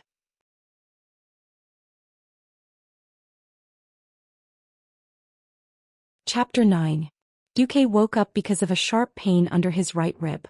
In his blurry vision, he realized that the scene had changed from the Northshire Abbey to the Elvain forest full of dark branches. "Kid, can you hear me?" "Ugh." Hearing the voice that was deliberately suppressed, Duque knew that he could not possibly know who the person was. Duque swore that he did not know this guy at all. Opening his mouth wide, Duque realized that he could only spit out a blood bubble. He could not speak at all. At this moment, Duque realized that a dagger was stabbed under his right rib. The paralysis poison made his senses less sensitive, but the pain was still beyond the paralysis range of the paralysis poison. It brought waves of heart-wrenching pain to Duque. "Kid, I'll let you die knowing. If you did not embarrass Sir Brando so much during the day, maybe the Brando family would have accepted you into the family because of your talent as a mage. Haha. It's a pity that you have such talent. Ugh." Duque wanted to curse, but the dagger had caused a large amount of blood to flow into his lungs. Half of his lungs were submerged in blood. He was in so much pain that he could not speak. Damn it. Damn it. As expected, there was nothing good about the nobles. An emotion called regret dyed Duque's heart. As a law-abiding university student, Duque's heart had not completely changed, so he fell into the trap. He fell to the other party's revenge so easily. All Brando had to do was send out an unknown thief to take him down. "Kid, don't think that anyone will stand up for you. No matter how strong your talent is, if you can't turn it into strength, You are still that weak kid. Don't worry, I'll take good care of you. The other party grabbed Duque's face and twisted Duque's neck forcefully, pointing at a blurry place in the distance. It was the lakeside and there were many rough triangular houses. Next to the lake, there was a large group of monsters with the upper bodies of fish and strange humanoid limbs. Duque immediately recognized them. Yes, merman. The man laughed ferociously. A boy who was unfamiliar with the ways of the world. He was too excited to sleep at night and then he accidentally wandered into the Elvain forest. He ran into the murlocs who didn't care about meat and was eaten. Wasn't this a perfect script? At least no matter who suspects it, there's no way to prove that Sir Brando did it. Duque's body trembled. Thinking about how his body was about to be torn apart by those sharp and smelly teeth, Duque felt a wave of disgust. His vision darkened. Duque was dead. The other party had overestimated Duque's small physique. Perhaps in the eyes of the other party, even a commoner kid would be able to last for about 20 minutes. What? He died just like that? I want to hear your screams when you're swallowed alive by the murlocs, and then record it with a magic crystal for Lord Brando. The other party looked annoyed, but in a flash he was relieved. Forget it, I'll bring back the remains of his body after the murlocs devoured him. Let his lordship know that he suffered enough pain before he died. That should be enough. With that, the bandit assassin stepped forward, trying to drag Duque's leg, lift him up again and throw him to the murlocs. Just as he picked up Duque, he suddenly found that the weight on his shoulder disappeared. Oh, is that so? Then I'll use the same method to deal with you. You don't have a problem with that, do you? Duque's cold voice sounded behind the bandit like a ghost. The voice of the system elf kept ringing in Duque's ears. The continuous voice should be slow and time-consuming, but Duque suddenly found that the voice was compressed, like a high-level computer that could complete billions of calculations in a second. The voice of the system turned into words, pictures, and even telepathic information that Duque could understand and was directly received by Duque. In the outside world, not even 1,000th of a second had passed. Detected that the host is in a major crisis. Estimated enemy's reaction time is 0. 3 seconds. Casting process ignored. Detected that there are no borrowed elements in the outside world, automatically changing to extracting the host's internal magical energy. Calculating entropy value, spell model reset. Special skill, calm and composed, activated. Calm and composed. Metamagic ability able to automatically ignore the casting time of the next non-instant cast spell, changing it to instant cast. System automatically calibrated. Level 1, Flame Blast, launched. Without any time to react, the bandit was shocked to find that there was a blazing light behind him, and a fiery rock the size of a water basin was smashed towards his head. Bang! Unprepared, this bandit brother took Duque's Flame Blast head-on. His whole body flew out and his whole body was engulfed in flames, letting out a shrill scream. Is it over? No. Not yet. Duque didn't know how strong this guy was, but he endured the discomfort from the system helping him to launch that flame blast, and almost forcefully swallowed the nausea in his chest and started to cast the second flame blast. Duque didn't know if he could succeed and he didn't know if he still had enough magical energy, but he instinctively felt that this guy definitely wouldn't die, so he had to finish him off. The system's voice kept ringing, detected that the host's internal magical energy backfire, casting failure rate increased by 78%, automatically starting to equalize the input of fire elements. Casting time extended to 8 seconds, spell power increased, 8 seconds. 8 seconds that decided life and death. If he had a choice, Duque definitely wouldn't foolishly stand still and cast a fireball for 7 seconds. The tragedy was that Duque, this so-called magic apprentice, only had this one spell. He randomly mastered Flame Blast, but he didn't even know the fireball spell that came before Flame Blast. Facing a high agility, high speed, and strength that was who knows how many times stronger than him, Duque knew that his other physical attacks would be ineffective. He could only cast Flame Blast. The bandit was still rolling on the ground, bathed in flames. Although Flame Blast not only dealt instant damage, the flames that wrapped around his body could also cause continuous damage, but Duque could clearly see that the fire was weakening. When the bandit regained his mobility, It would be Duque's time to die again. 8 seconds. 8 seconds that felt like 800 years had finally passed, and with Duque's hope of killing his opponent, a fireball as big as a brazier was once again pushed out from Duque's palm. One detail destroyed all of Duque's hopes, because Duque was horrified to find that the bandit who was rolling on the ground suddenly stopped rolling and raised his head. His eyes opened, and it was a pair of fierce and lifelike eyes filled with killing intent. "Kid, I'm going to tear you into pieces." That's what those eyes said.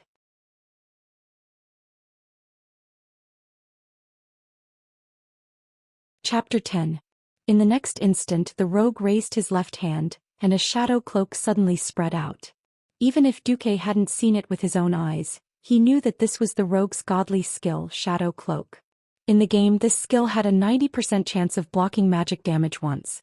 Damn. How high is this rogue's level? This guy's screams and rolling around were all acting. Other people said that life was like a play, but now Duque said that the play was like life. Duque could almost foresee that he was going to die again. At this moment, Duque even made up his mind that even if his corpse was ruined and his corpse was camped, he wouldn't revive first. At this moment, Duque was shocked to find that there was still 98% soul power in the system notification, but only 88% of humanity was left. What's going on? Duque shouted in his heart. The system elf came out. Because you were killed in a state of extreme pain and resentment, your death in this situation will cause additional loss of your humanity. Then what should I do? Fortunately, the system elf wasn't that cruel and replied to Duque with a cold dish, or something like that. It replied seriously, "If you can kill your target of hatred, you should be able to get back half of the lost humanity." Fastrasi, who said that after taking revenge there would be emptiness. Not taking revenge was 10% and taking revenge was 5%. There was no need to ask how to choose. But the premise was that he could take revenge. Duque almost burst into tears. Time seemed to freeze, but at this critical moment, Duque suddenly stretched out his left hand and clenched. The flames that should have wrapped around the rogue's body jumped to the tip of the rogue's nose and suddenly burst into a dazzling light. This was almost like a flash bomb hitting his face. The intense light was not something that could be blocked by thin eyelets at all. "I don't care if it's a corium or dog eye or a rogue's eye, I'll blind them all." The rogue instinctively stopped his shadow cloak, because of the strange flash. As if a blazing hurricane had swept past, the thief and his clothes exploded with a loud bang. Even the trees around him were affected. Countless wood shavings, stones, and pieces of human flesh and bones expanded and exploded backwards in an instant.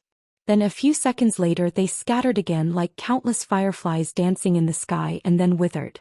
At the moment of the explosion, an almost imperceptible speck of light flew out from the thief's body and shot into Duque's chest like a bolt of lightning.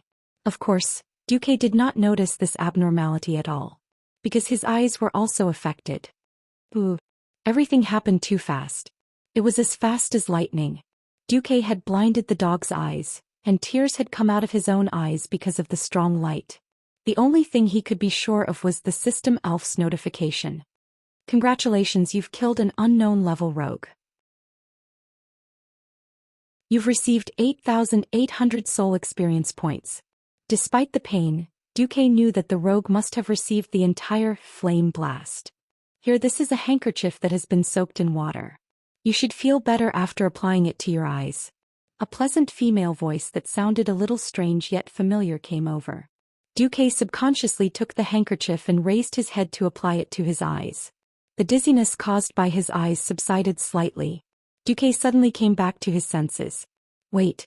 Something seems wrong." Duque removed the handkerchief with one hand and forced himself to open his eyes. After the strong light, his eyeballs felt very uncomfortable. Duque struggled to see a pair of Hygel's peaks wrapped in green inner armor. "Damn it, it's Aurelia. What's going on? How did Aurelia come here?" But if it was her, she wouldn't just kill people, right? According to the original development of history, Aurelia would have become the recognized hero of the Alliance in the world of Azeroth, the embodiment of courage and justice. She first became famous in the war between the High Elves and the Trolls, and then became active in the front line of the Alliance against the Orcs. Although he didn't know why Aurelia was here, Duque was obviously relieved and sat on the ground.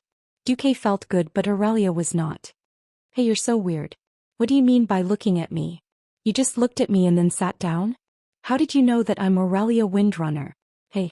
Aurelia had her hands on her waist, like a female T-Rex that was about to go berserk. The mana in my body is chaotic. Let me take a break. He didn't know if what happened just now counted as killing an enemy above his level, but Duque didn't feel good. Humph. Aurelia was so angry that her teeth itched.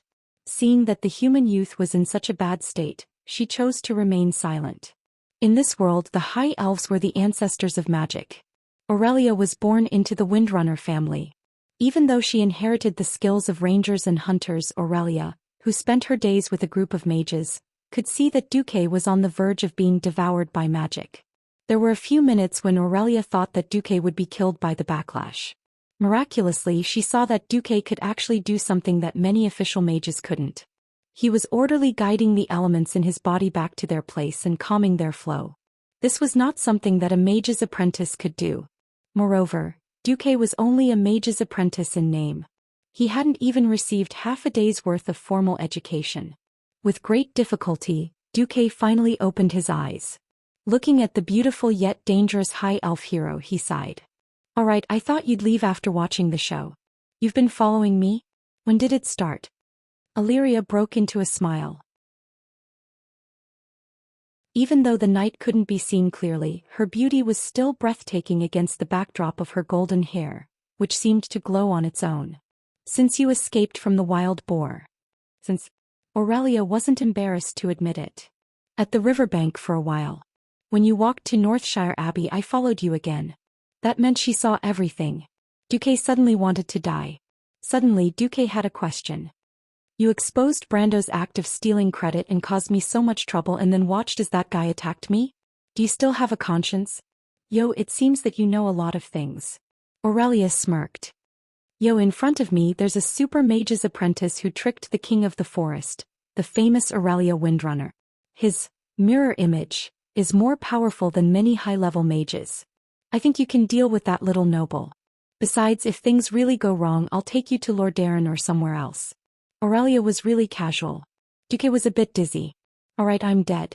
I've been mistaken for the mirror image technique. That was a high-level spell that only level 80 mages could learn in the game.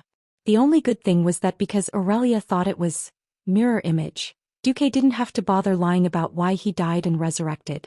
Duque really didn't know how to tell Aurelia about such a high-class resurrection method.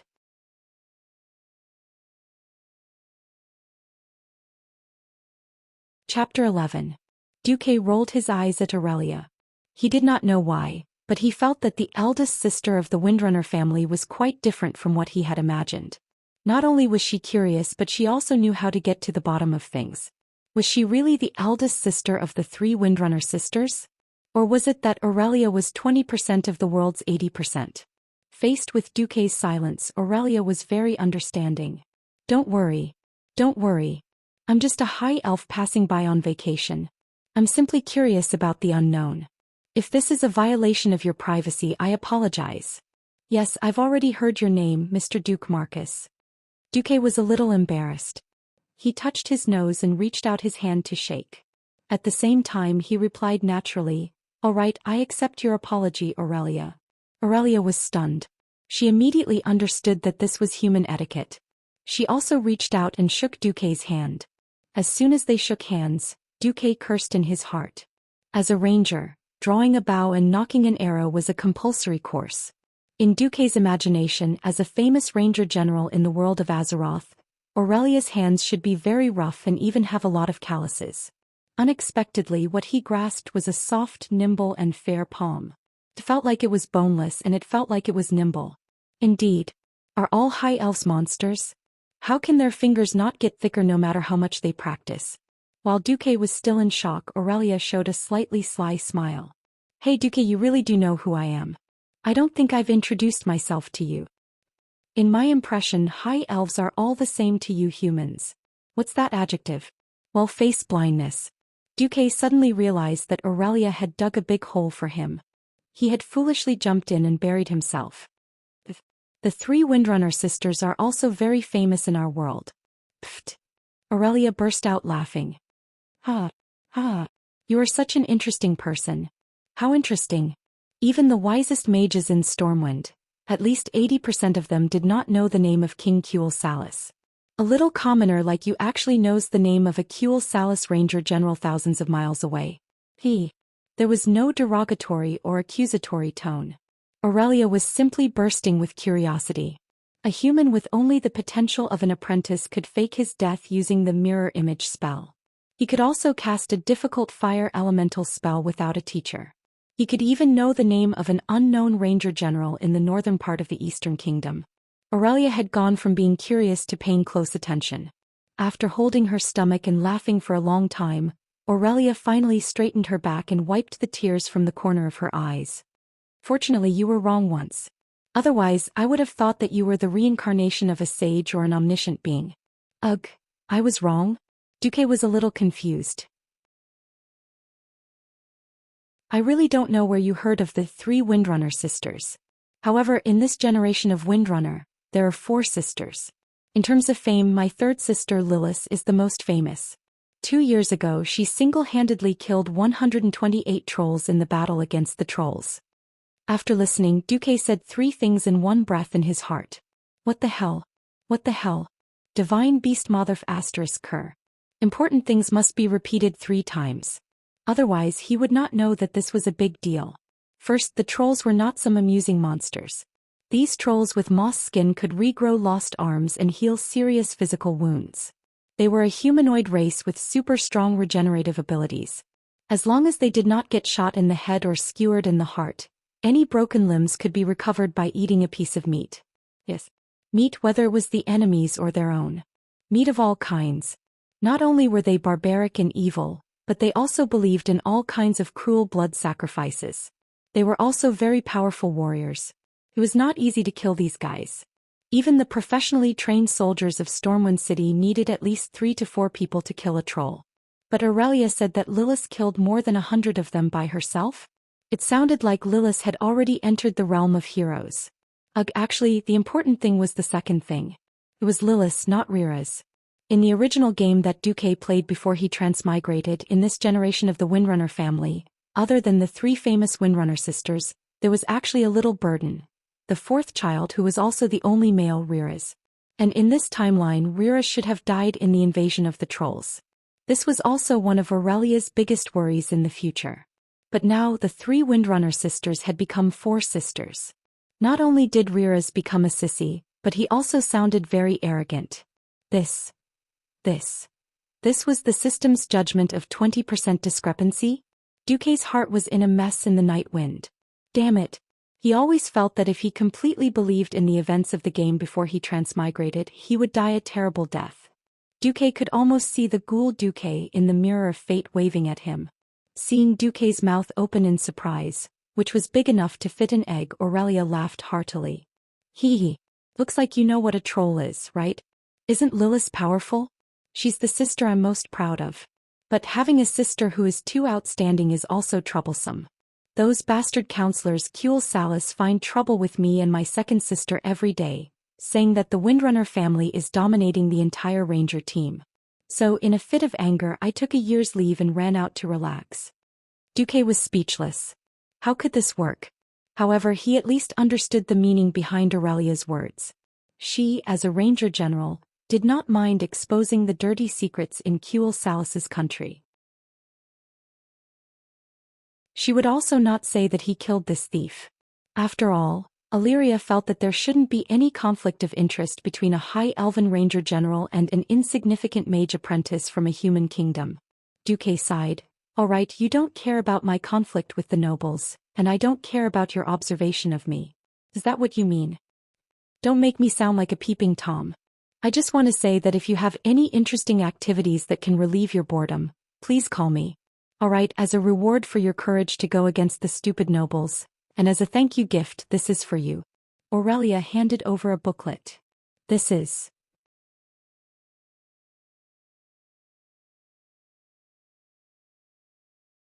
Chapter 12. A Beginner's Handbook for a High Elf Wizard Apprentice. It's even better than the Dalajan, the Holy Land of Human Magic.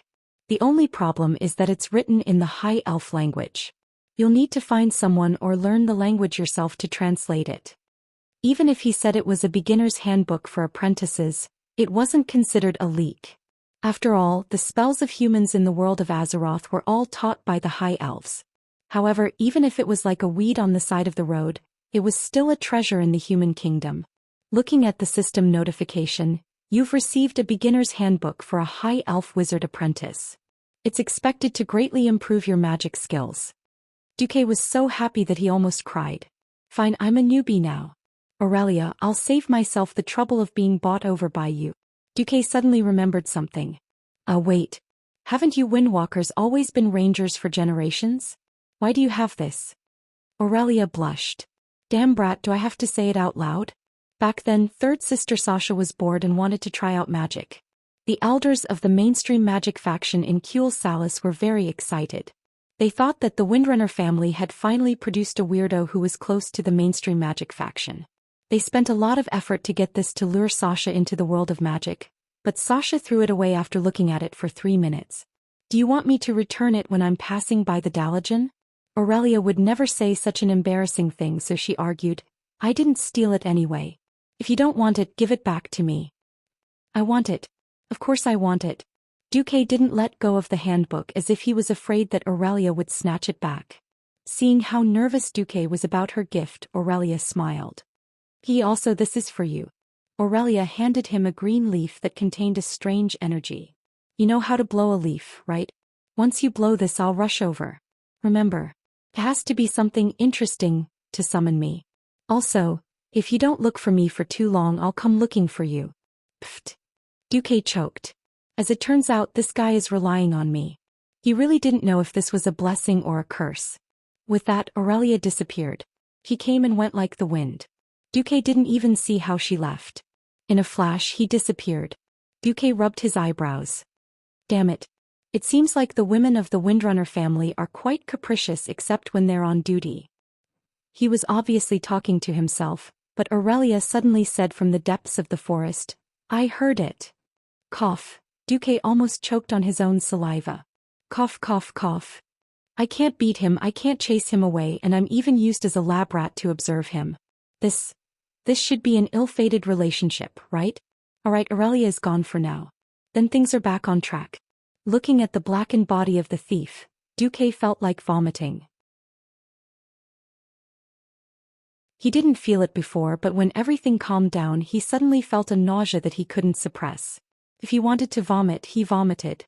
Duque really vomited. Wah, Duke vomited all over the place.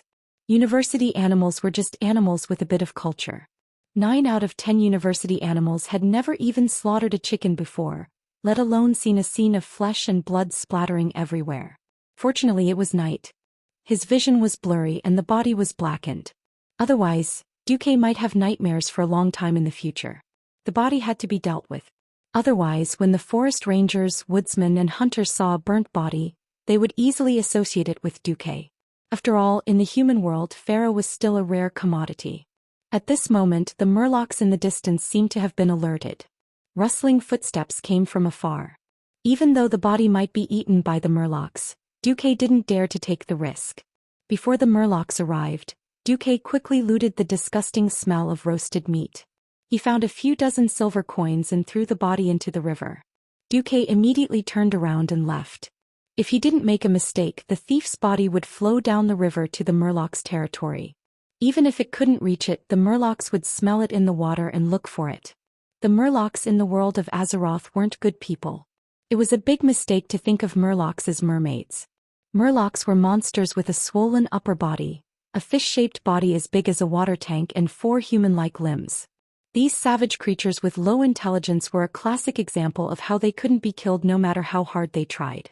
Following the lights of the Northshire Abbey on the hill in the distance, Duque groped his way forward in the dark. The sound of a human body being chewed by a carnivorous animal could be heard in the wind. The sound sent chills down Duque's spine and he couldn't help but quicken his steps. About 40 minutes later, Duque finally escaped from the forest. The Northshire Abbey was just a human settlement. It wasn't a big town, so in terms of defense, it only had ordinary wooden fences that were 2 meters tall. There weren't even sharp objects on the fences. For a university student who often climbed over the walls to avoid the dormitory's security, this was definitely a piece of cake. Seeing that there was no one around, Duque simply used his hands to climb up.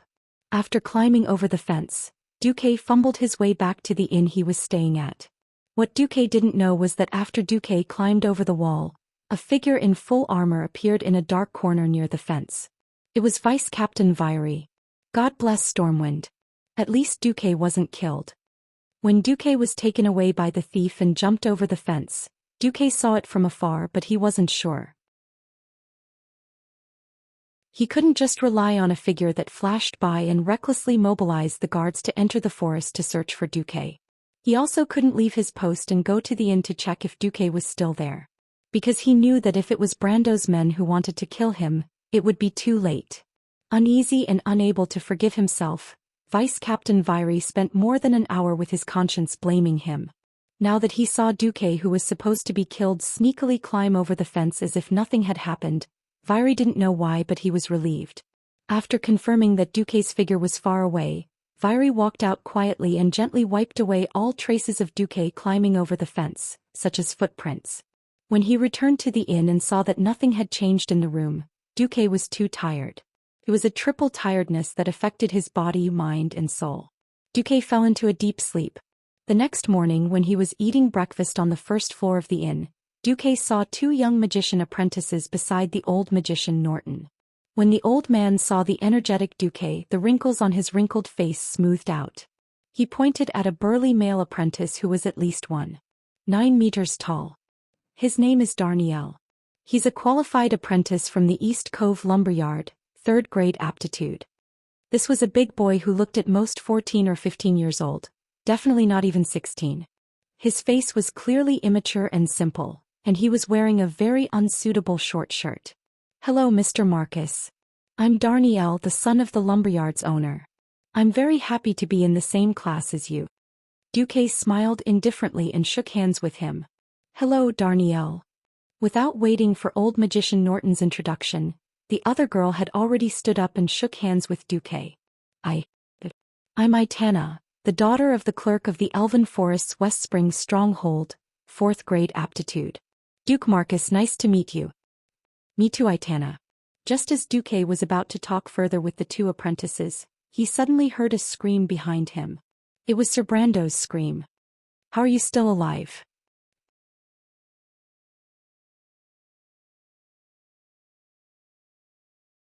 Chapter 13. When a person was bitten by a mosquito, most people would want to kill it. Was killing a mosquito a big deal? No. But in the eyes of a noble like Brando, killing a commoner named Duque was not a big deal at all. When faced with Brando's blatant questioning of why he was not dead yet. At this moment, Duque once again truly felt that he had transmigrated. The world before he transmigrated was a world governed by law. If there was a son of an official who acted so recklessly, once he was exposed, even God would not be able to save him. But the human kingdom of Azeroth was obviously a world ruled by men. The king and the nobles were at the top of the social hierarchy. Their orders and wills were absolute, and absolute power led to absolute corruption. Northshire Abbey was already a territory relatively close to the capital, Stormwind City.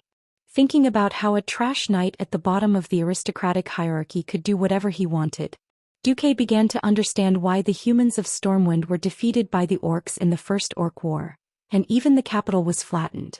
Back then, Thoradin the Great of the Arathar Empire was determined to forge ahead and open up new territories for the humans. After 1,000 years of metamorphosis, corruption and degeneration had long disappeared among the ordinary nobles. If it wasn't for Anduin Lothar, who had extraordinary military abilities, if it wasn't for the current Guardian Medivh, who had not fallen, if it wasn't for King Lang, who was a wise king, then Stormwind at this moment would be a pile of stinky shit. Duque was not familiar with the plot of this timeline. Because this timeline was too early, Duque had almost no impression of it. The only thing he remembered was that when the dark portal opened, Anduin Lothar fell into endless wrangling with the nobles. Even the great hero of the human alliance, Lothar, could not deal with the nobles. What could a mere mage apprentice like Duque do? From this point of view, Duque could swallow his anger. But don't forget that Duque was a transmigrator. He came from a modern society without nobles or absolute power.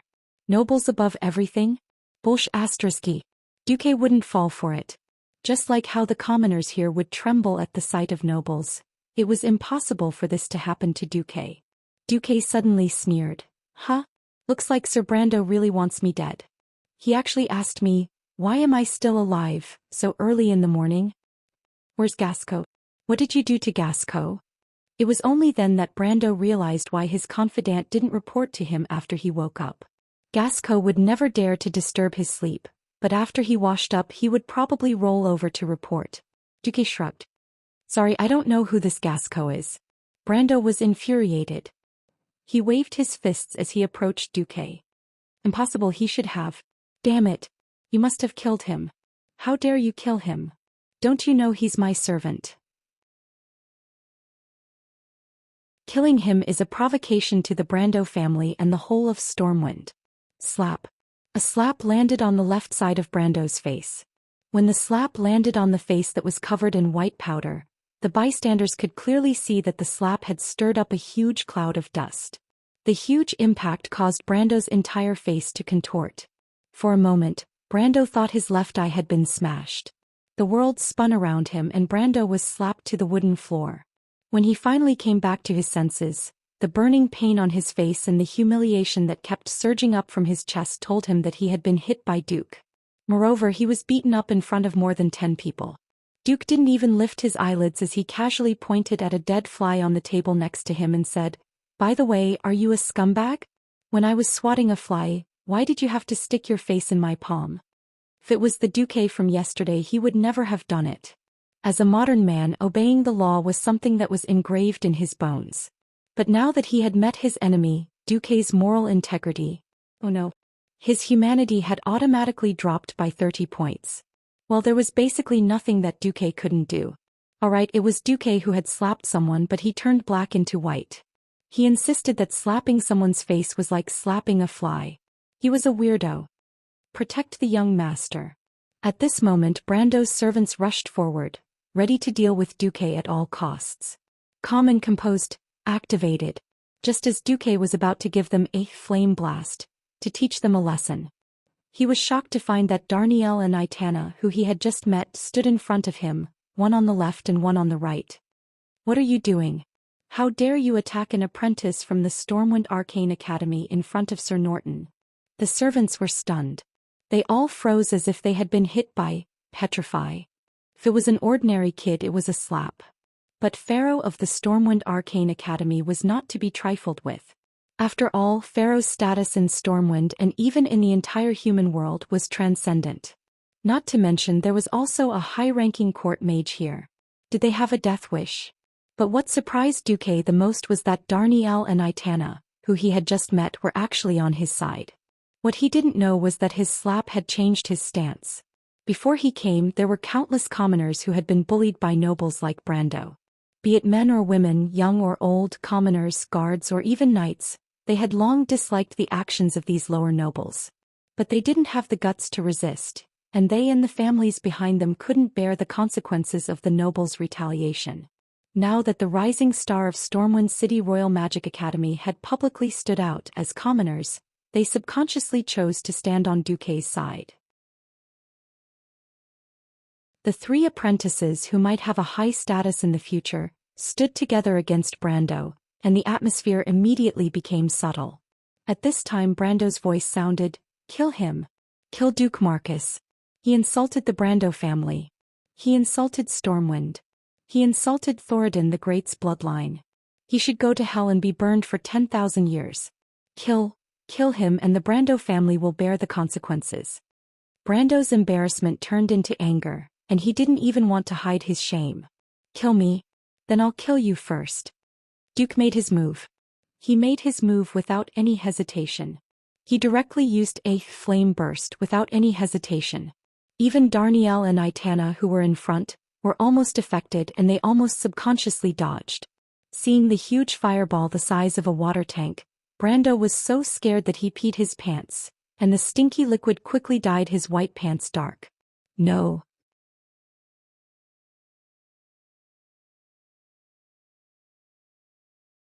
Chapter 14. At this moment, an ice wall suddenly appeared out of thin air in the trajectory of the flame blast.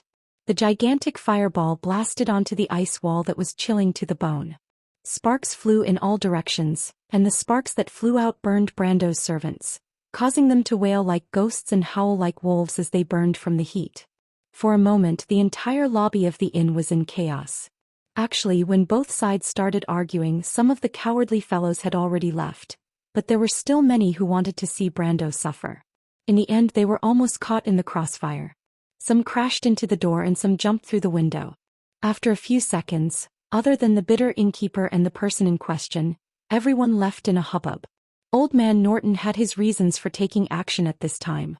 At first the old man wanted to smooth things over. After all, the mages of Stormwind City were inextricably linked to the nobles, and it would not be good to make things too awkward. Unlike the holy land of human mages in the Dalajan, which purely studied magic, the mages of Stormwind City usually worked in Stormwind City.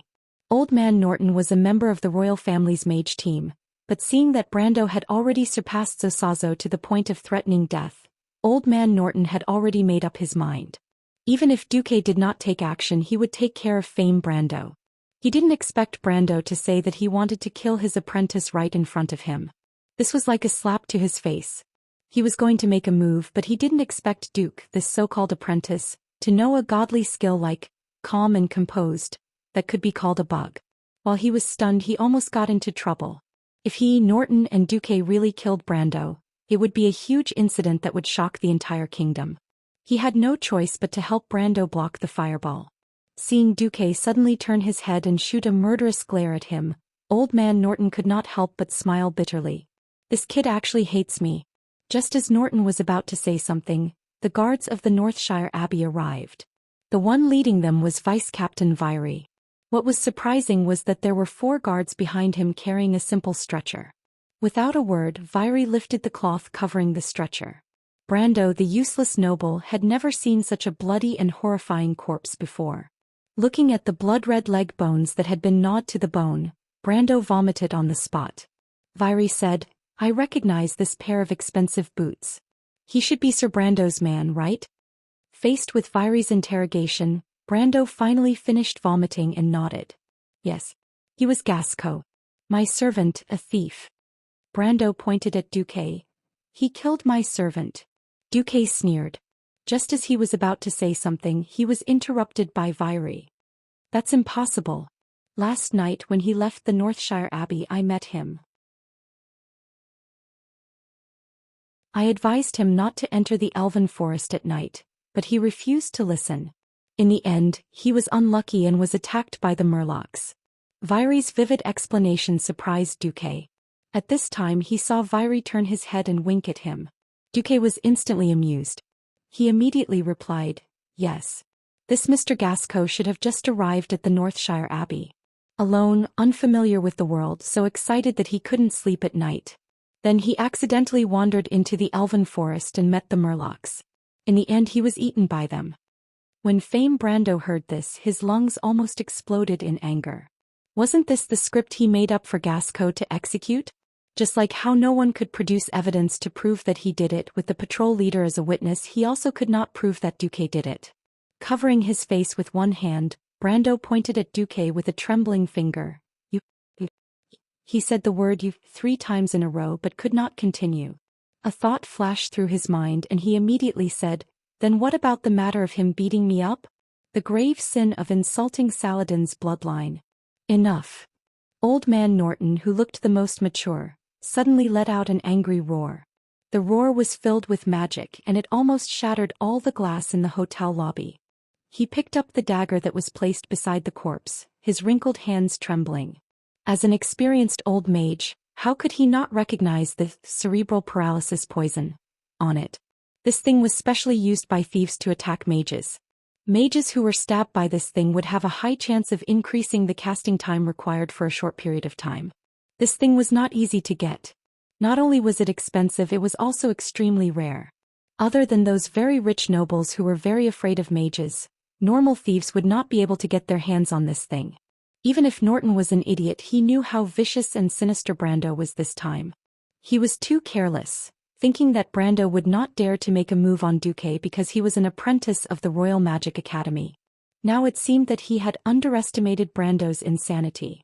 What happened last night was very clear. Brando sent this thief named Gasco to assassinate Duque. For some reason, Duque escaped and killed Gasco instead. No wonder Duque was so angry. Anyone who was almost killed would be so angry. Old Man Norton's prediction was basically correct. The only mistake he made was that he wasn't almost killed, but really killed. Old Man Norton was also angry. He pointed at Brando's still intact face and said, "There's a mosquito." How could Duque not know? He took a big stride forward, his left hand like a whirlwind. Slap. In front of Brando's servant, in front of the guards, in front of almost 100 spectators who had been bullied by Brando, Duque slapped him again.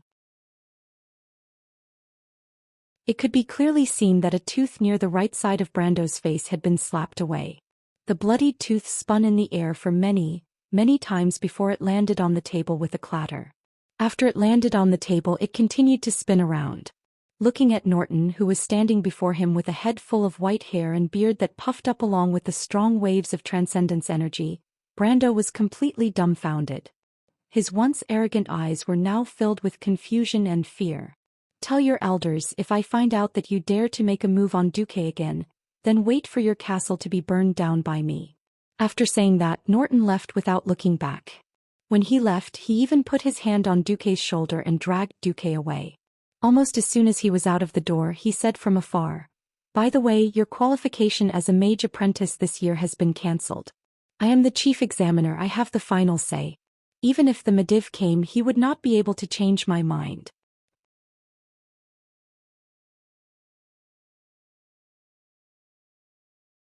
Chapter 15. Brando could not believe his ears. "I'm fired? I'm actually fired?" Brando, who was sitting on the floor, had no more strength left. He laid on the floor of the hotel lobby, his unfocused eyes staring blankly at the ceiling. After being disqualified from the Stormwind City Royal Magic Academy, he was still a noble, but he had become a laughing stock among the nobles. He was not the eldest son of the family, and according to the inheritance laws of Stormwind City and the Arajuo Empire, he could not inherit his father's title. There were only two ways for the nobles to climb up the ranks. They could either be conferred with military merits or climb up the ranks in other ways. Stormwind City was located in the south of the eastern continent of Azeroth, close to the west coast, and to the north was a mountain that could not be developed.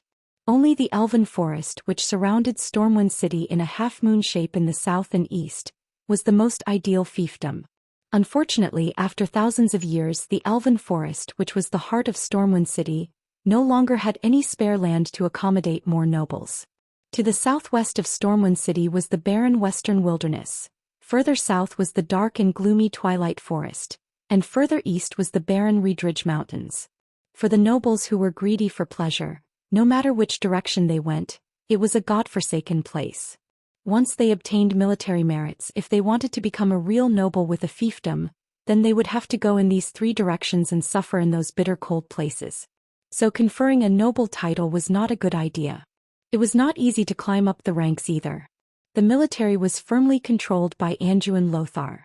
As the last descendant of Thoradin the Great, and one of King Lang's childhood playmates, Lothar's position in the military was not something any noble could shake. It could be said that the nobles could not even insert a needle into the military. As for the position of internal affairs, even if the Brando family wanted to promote him, they would only promote his brother, not Fame Brando. It was not an exaggeration to say that Brando's current position was purely because of his talent as a wizard. Now he was sentenced to death by a single sentence from Old Man Norton. Do you think Brando will go crazy? After a short moment of confusion, his gaze that seemed to have materialized and was filled with killing intent and endless resentment first landed on Old Norton. In the next second, Fame Brando shifted his target in fear and looked at Duque's back. Beep.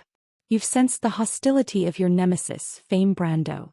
Your reputation in the Brando family will forever be deadly enemy. Duque snorted coldly at the system elf's prompt. He thought to himself, don't think that killing me will be so easy to forget. You want to kill me, I want to kill you too. I don't believe that I, who can be resurrected, can't win against a small Brando family. Let's see who has the last laugh. Thinking about it was just thinking. Without knowing how to replenish his moral integrity, oh human nature, Duque would not waste his precious moral integrity to fight a small Brando family. Duque would not do such a stupid thing. Since he had offended Fame Brando so much that even his hatred had solidified, there was no point in trying to reconcile. Even when he walked out of the hotel, Duque still held his head high. The crowd around him was whispering. Duque could not hear it clearly, but he did not care. It was not until he sat in the carriage that Old Man Norton had prepared that he realized that things had changed greatly. He slapped Brando twice, but he did not hear any applause or cheers. As the precious son of the local lord, no one dared to openly cheer for him. However, when the carriage passed by, Duque was shocked to find that many people quietly approached him, gave him a smile, and then handed him a variety of local specialties. A few eggs, a basket of potatoes, or a box of bacon. The villagers' thoughts were so simple and honest that it made Duque's throat choke. Ever since he was born, he had lived for 18 years. He had not done anything bad, but he had not done anything good either. Suddenly being worshipped as a little hero, Duque felt strange. Just as Duque was about to say something, he suddenly remembered the system notification. Congratulations, you have received the gratitude of the people of Northshire Abbey. Your reputation in Northshire Abbey is respect. Due to unknown reasons, your humanity has been slightly restored, and your humanity has increased by 1%. Your current soul energy is 98%, and your humanity is 94%. This. Could it be that doing good deeds and gaining the recognition of the people could restore my moral integrity? For a moment, Duque was a little dazed. He suddenly thought of many things. Just like in the game, reputation was a very important thing. He did not expect that after transmigrating, reputation was just as important. It was only when he boarded the carriage that Old Man Norton prepared, and was in a daze, that Duque came back to his senses.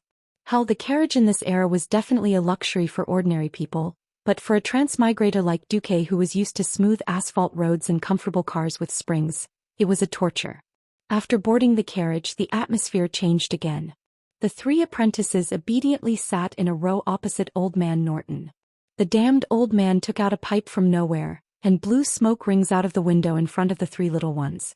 Little fellows, this old man was once as young and vigorous as you all. Although I agree with your actions from the bottom of my heart, unfortunately, there is a piece of news that I have to tell you. You're in big trouble. Darnielle and Itana's expressions changed instantly. At first, they almost subconsciously stood beside Duque, but after the excitement passed, fear rose from the bottom of their hearts. They had offended the nobles. Although their status as apprentices could temporarily make them forget about this matter, as long as they did not become official mages, they and their families would be at risk of being threatened by the nobles. Old Man Norton continued, Duque, these two are not you. In the world of mages, we pay attention to equivalent exchange. Our Stormwind City Royal Magic Academy is not just a daligen that explores the truth of magic. Here every lesson has to be paid. And every necessities of learning magic, every spell that you want to learn, you have to pay for it with your own money. At this point, Darnielle and Itana's faces were already showing signs of distress. Duque spoke. May I ask, how did the previous apprentices of the Magic Academy be dealt with?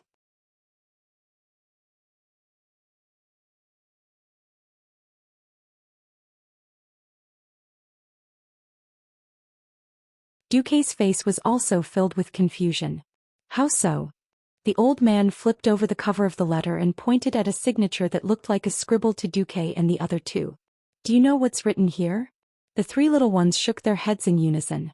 The old man waved his hands excitedly and roared in a tone that was close to a roar. That's Sunstrider. This is the apprentice handbook used by the current High Elf Prince, Kale. That's. Damn it, anything from the Sunstrider royal family, even if it's an introductory handbook for a mage apprentice, is a high-grade item in the eyes of human official mages. Tell me, Duque, where did you get this thing? If you don't handle it well, this thing will bring you great trouble. After the old man finished speaking, Duque was no longer afraid. This thing, there shouldn't be a problem with its origins. It was given to me by a passing bored High Elf Ranger General of Kuel Salis. I see. Old Norton and Darnielle were immediately relieved. But at this moment, Duque suddenly heard a voice floating in the wind outside the window. Damn it. Aurelia, how bored are you? You're actually following me. There was a dense forest on both sides of the road. To be honest, the speed of the carriage was not slow. Could be imagined that Aurelia could run faster than a carriage in the forest.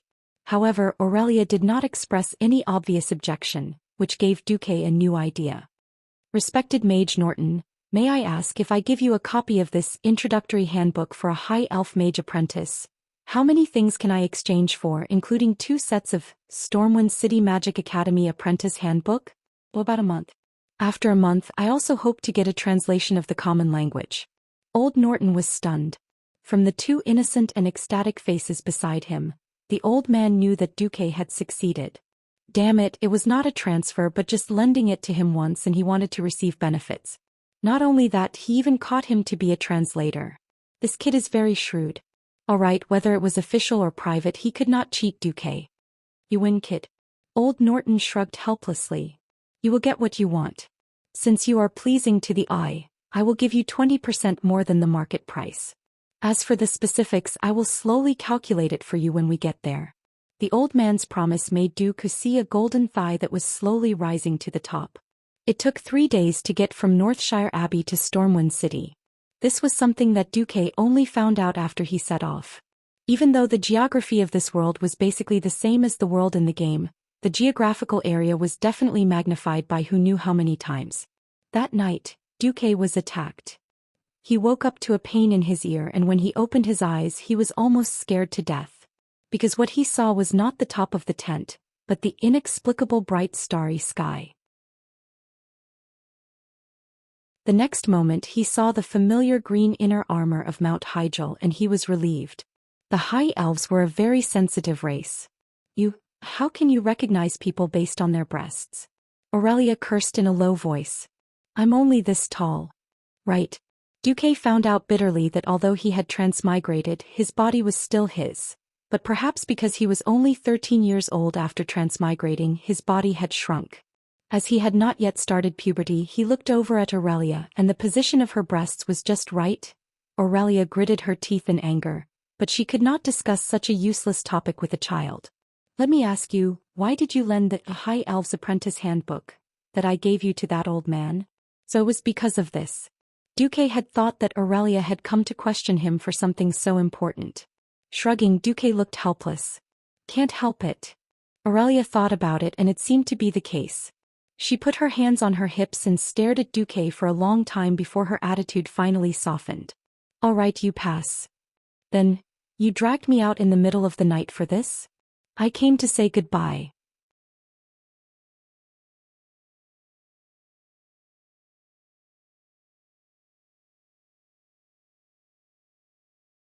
No, the High Elves are not interested in being friends with humans.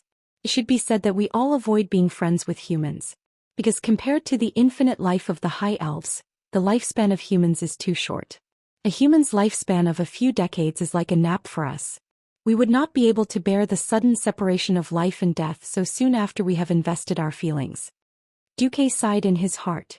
Sure enough, different races have different values. But Duque smiled mysteriously. But I have a feeling that I will see you again in 5 years. 5 years? Impossible. Those terrible old men will order me around. I have been on duty at the front line for no less than 50 years. Our front line will not allow humans to come close. Then let's make a bet. If we meet again in 5 years, at that time, you will swear to be my friend. For some reason, Duque secretly added the word woman in front of the word friend in his heart. Let's bet. Aurelia did not believe in a scammer. She crossed her arms in front of her chest as if she was looking at a little guy daydreaming. While to her, Duque was just a lecherous little guy. Aurelia left. At this moment in her heart, this human boy Duque was just a passerby. She did not expect that she would be tricked by Duque. If Duque's calculations were correct, then in 5 years the Dark Portal incident would break out and she, Aurelia, as a member of the Alliance, would once again come to the human world to resist the invasion of the orcs. The next morning, Duque was on his way again. He spent the next 2 days in the carriage. Sitting in the carriage, his body constantly bumping along with the carriage, Duque found that he had already begun to adapt to the world of Azeroth. From the beginning when he first sat in the carriage to the feeling of vomiting, he was now used to it. But what made Duque even more emotional was what happened on the road. Even the most peaceful elven forest is not a place that ordinary people can cross alone. The carriage team was attacked. Old Man Norton did not take the 3 apprentices on the road alone. Accompanying him was his magic apprentice, Sasha, and a fully armed guard of 16 people. Including the coachman and servants, there were more than 20 people, 3 carriages and nearly 30 horses. Even with such a seemingly luxurious lineup, Duque was still attacked. On the second night, they were attacked by hundreds of forest wolves, but Old Man Norton chased them away with a few firewalls. On the third night they were attacked by gnolls. These wolf-headed monsters, only half the height of an adult human, were much more ferocious than the ones Duque encountered in the game. These cunning and ferocious predators would not only launch sneak attacks at night, but they would also come in groups. Armed with crossbows, they would crawl in the grass and shoot arrows, attempting to disrupt the defense of the convoy and then encircle and annihilate them. Duque, who was protected by 6 shield-wielding guards, saw with his own eyes a servant not far from him get shot in the neck by a crude crossbow. Looking at the dying face, the mouth that was spitting out blood bubbles still struggled to open and close. Duque, who thought that he was beginning to adapt to the world of Azeroth, felt uncomfortable and suffocated again. Death, even if he knew that he could try it many times, he would never get used to it. Recovering 1% of his humanity in Northshire Abbey made Duque happy. But he still felt that it was not a simple method. It was still a time of peace. Once war came, then. Don't lose your integrity too quickly. Beside Duque, Darnielle and Itana seemed very normal. When Duque asked them, the answer he got was, "In this world full of monsters, dead people are very common." Duque was a little speechless. The only fortunate thing was that they finally arrived at Stormwind City on the evening of the 3rd day.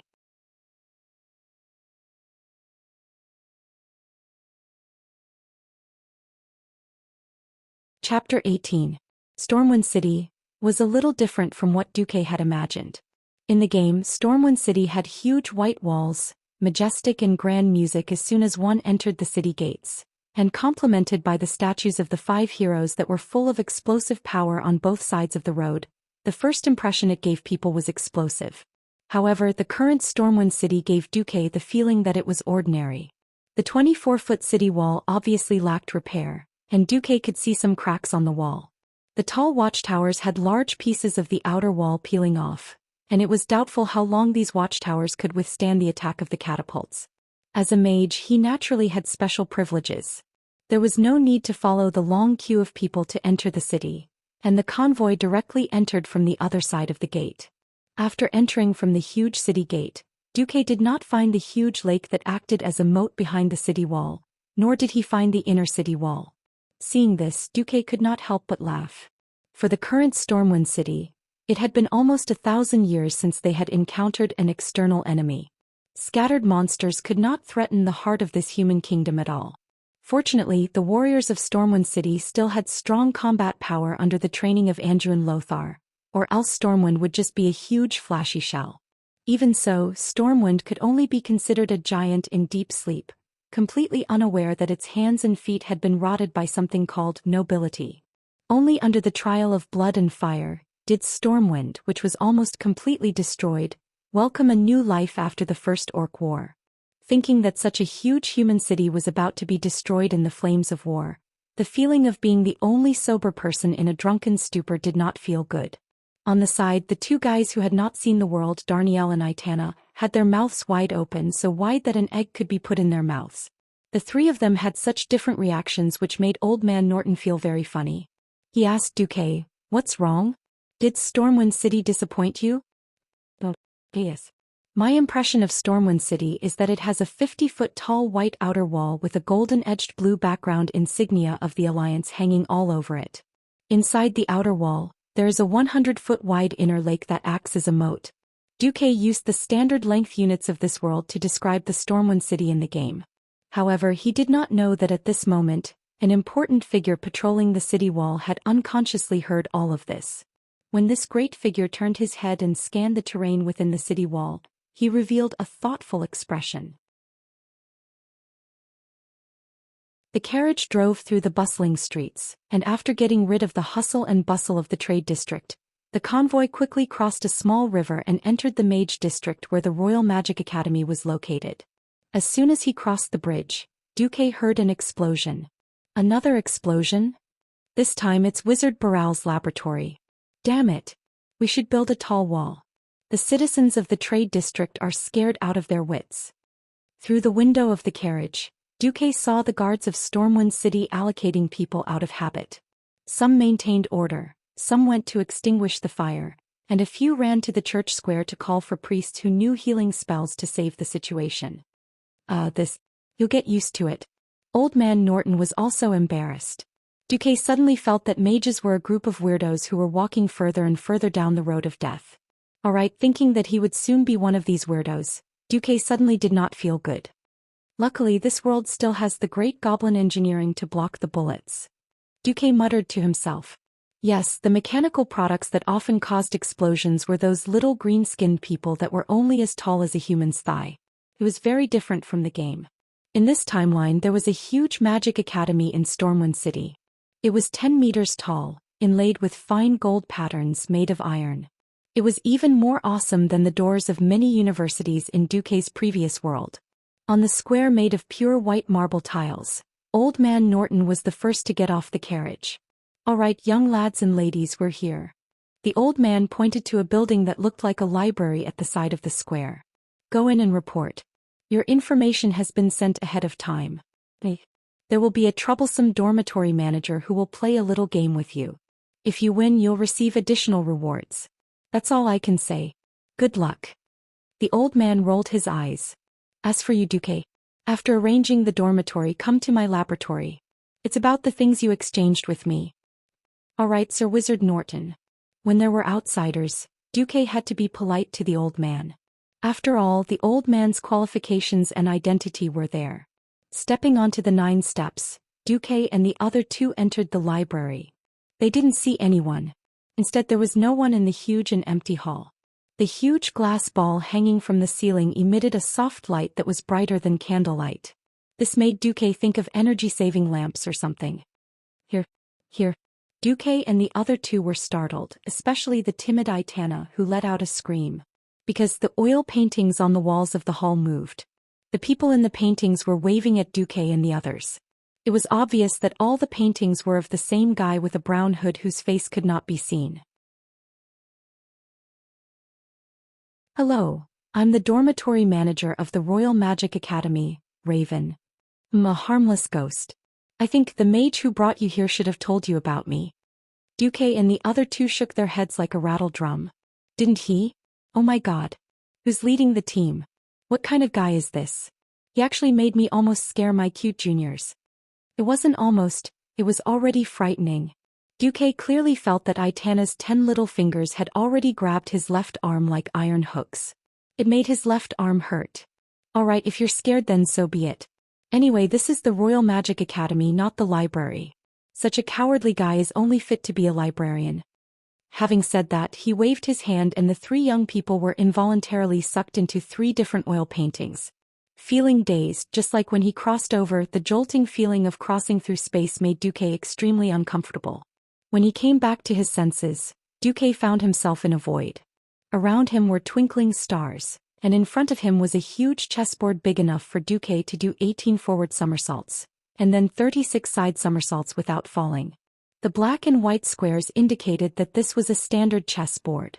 But the things on the chessboard were special. They were neatly arranged on both sides, each about the height of 2 people.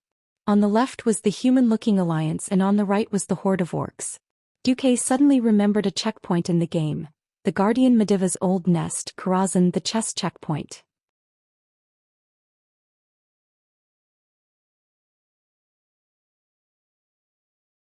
Chapter 19. At this moment the system genie suddenly ran out. Dear host, harmless illusion and unknown rule detected. Do you need me to filter it for you? Harmless illusion. Filter. Duque answered decisively. The scene in front of him changed.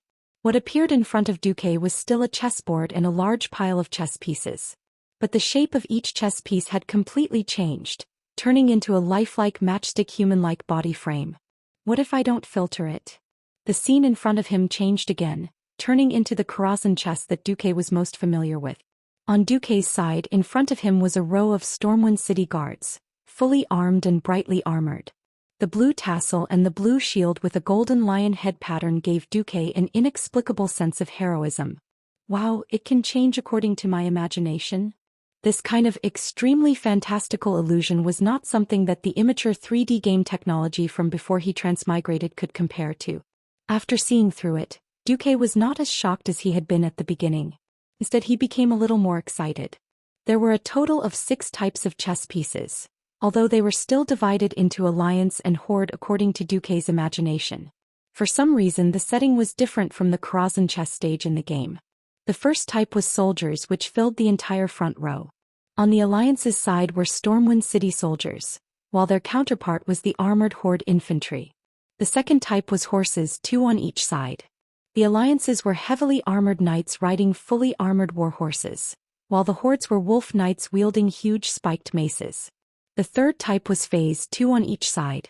The Alliance had 2 ice mages while the Horde had 2 apocalypse mages. The fourth type was warriors, 2 on each side. The Alliance had 2 priests who could heal while the Horde had shamans. The fifth type was a little strange. On the Alliance's side was the Guardian of Azeroth, Stormwind's chief court Archmage Medivh, while the Horde's Pharaoh's face was a blur. The sixth type was Speechless King. The Alliance's was King Lang, who wore heavy silver armor and held a giant hammer. The Horde's was the Horde chief Blackhand, who held an axe. At this moment, the guy who called himself Raven spoke. Hee. Little guy, are you scared? Duque pursed his lips. No, I'm already scared. I don't think you look frightened. Right. Don't take this little game to heart, it's just a little prank of mine. Of course, your performance in this game will directly affect your status and living conditions in the Royal Magic Academy. So if it's possible, I hope you can give it your all.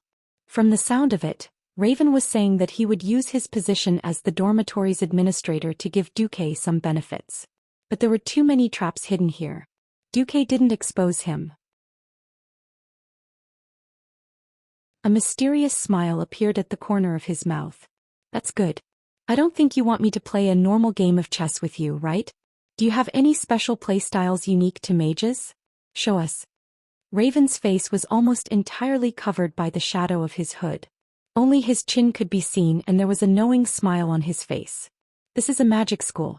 Those idiots who are playing normal chess with my friends will be living next to the toilet for the next year. Well, that's a shame. Please allow Duque to observe a moment of silence for those idiots. Alright, what you're seeing is the ultimate version. First, you have to prove that you are qualified to be a chess piece on this chessboard. In Duque's vision, a huge golden scroll opened up. There were many spells written in the common language. And on top of the scroll, a huge hourglass appeared out of nowhere. The meaning was self-evident. When the hourglass ends, the scroll will close. Almost immediately, Duque let the system elf do its work. System elf, analyze immediately. Record. Understood, my host. Beep. After preliminary inspection, this is the simplified spell model of Enhance Intelligence, Frost Arrow, and Blizzard. Copying the spell model. Spell model recorded, deducing the complete spell formula in reverse. Duque immediately realized that this was a great opportunity.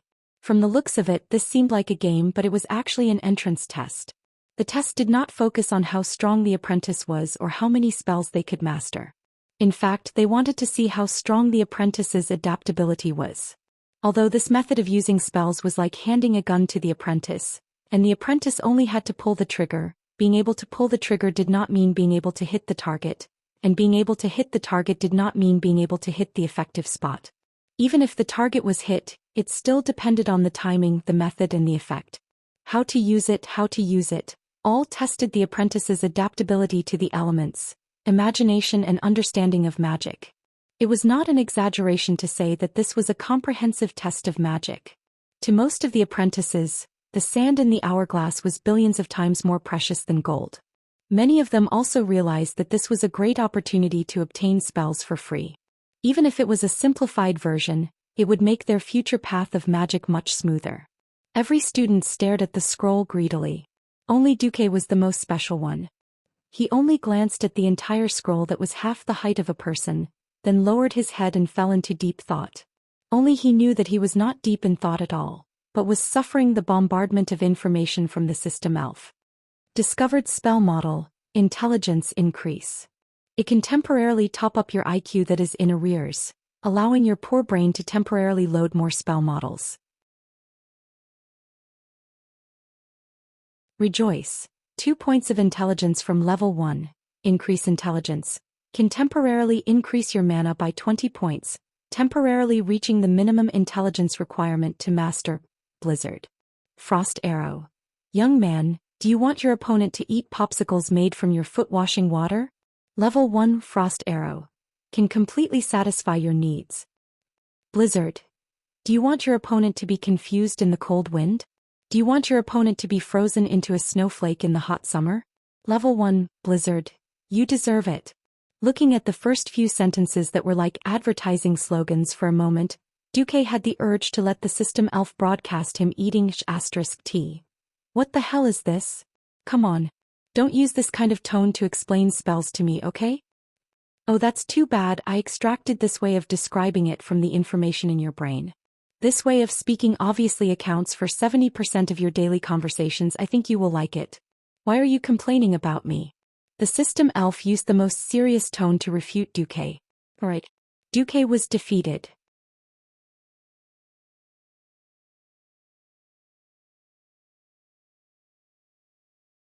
Chapter 20.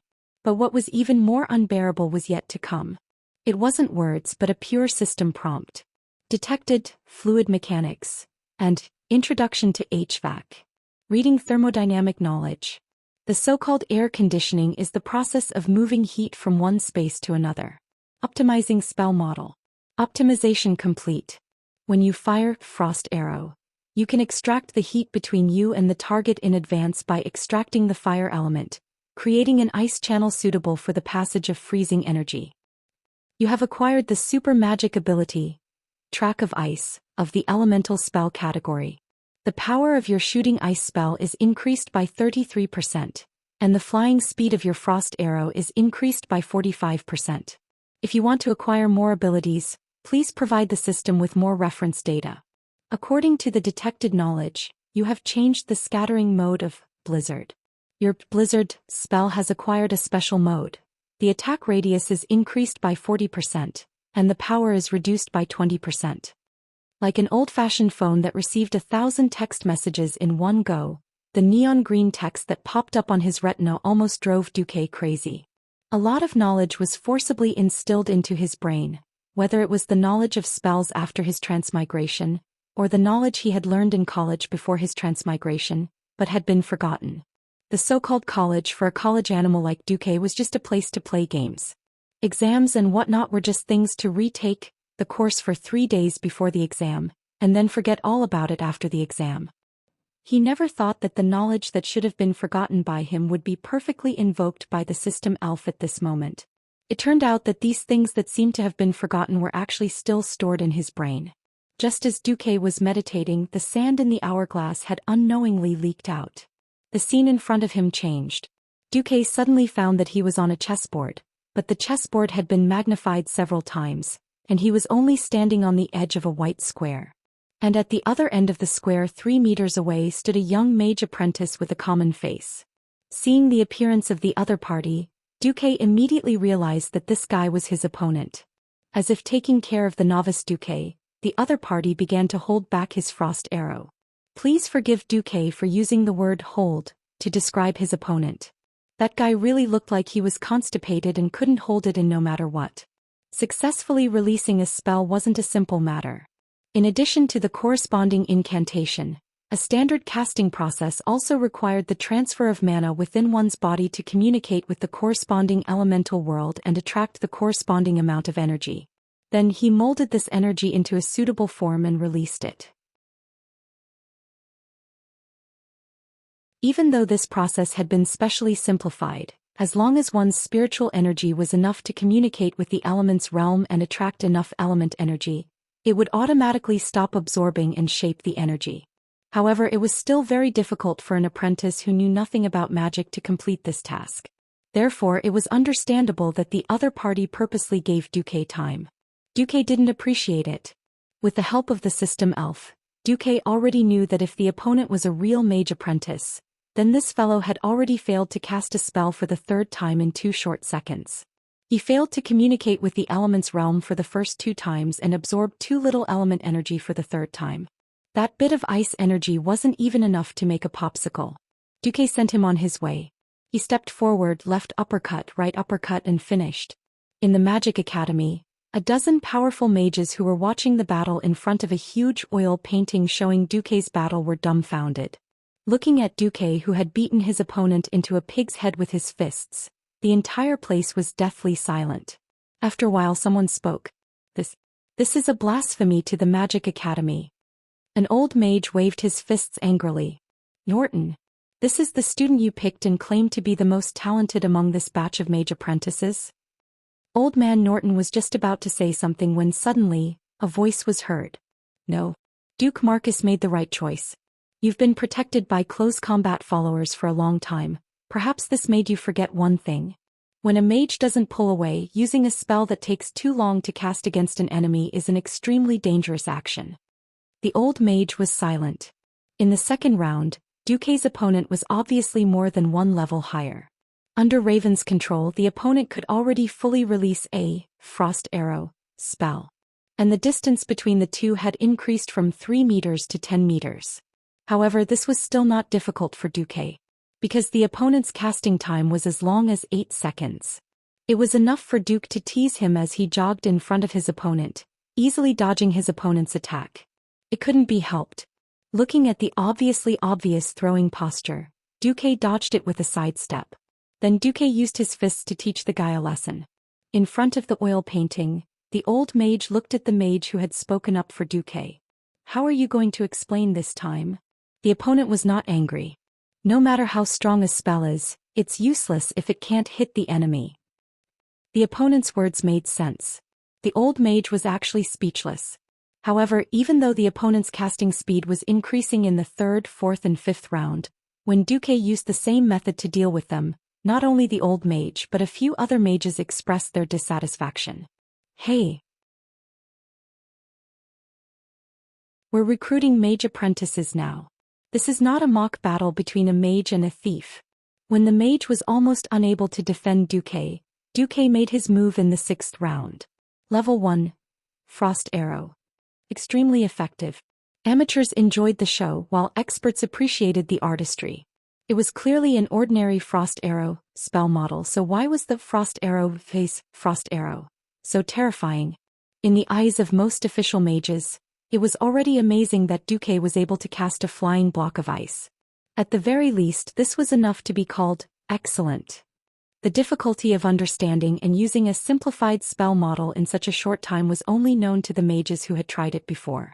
Which of the old mages here did not practice thousands of times to experience the power of the elements and only throw a small piece of ice? But what was Duque's Frost Arrow? Fast, accurate, ruthless. Not only was its flying speed comparable to the speed of an arrow shot from a powerful bow, it even struck the other party's forehead in a straight line. The moment the ice arrow struck the bridge of the nose, it suddenly split into 2 pieces and fiercely pierced into the other party's eyeballs. Perhaps Duque's Frost Arrow was not powerful enough to kill an adult, but Duque added pure elemental damage to physical damage. If the opponent was a real person, then he would have been killed by Duque. Hiss. In the entire room watching Duque's trial, the dozen or so mages all gasped. There was only one word in their minds: genius.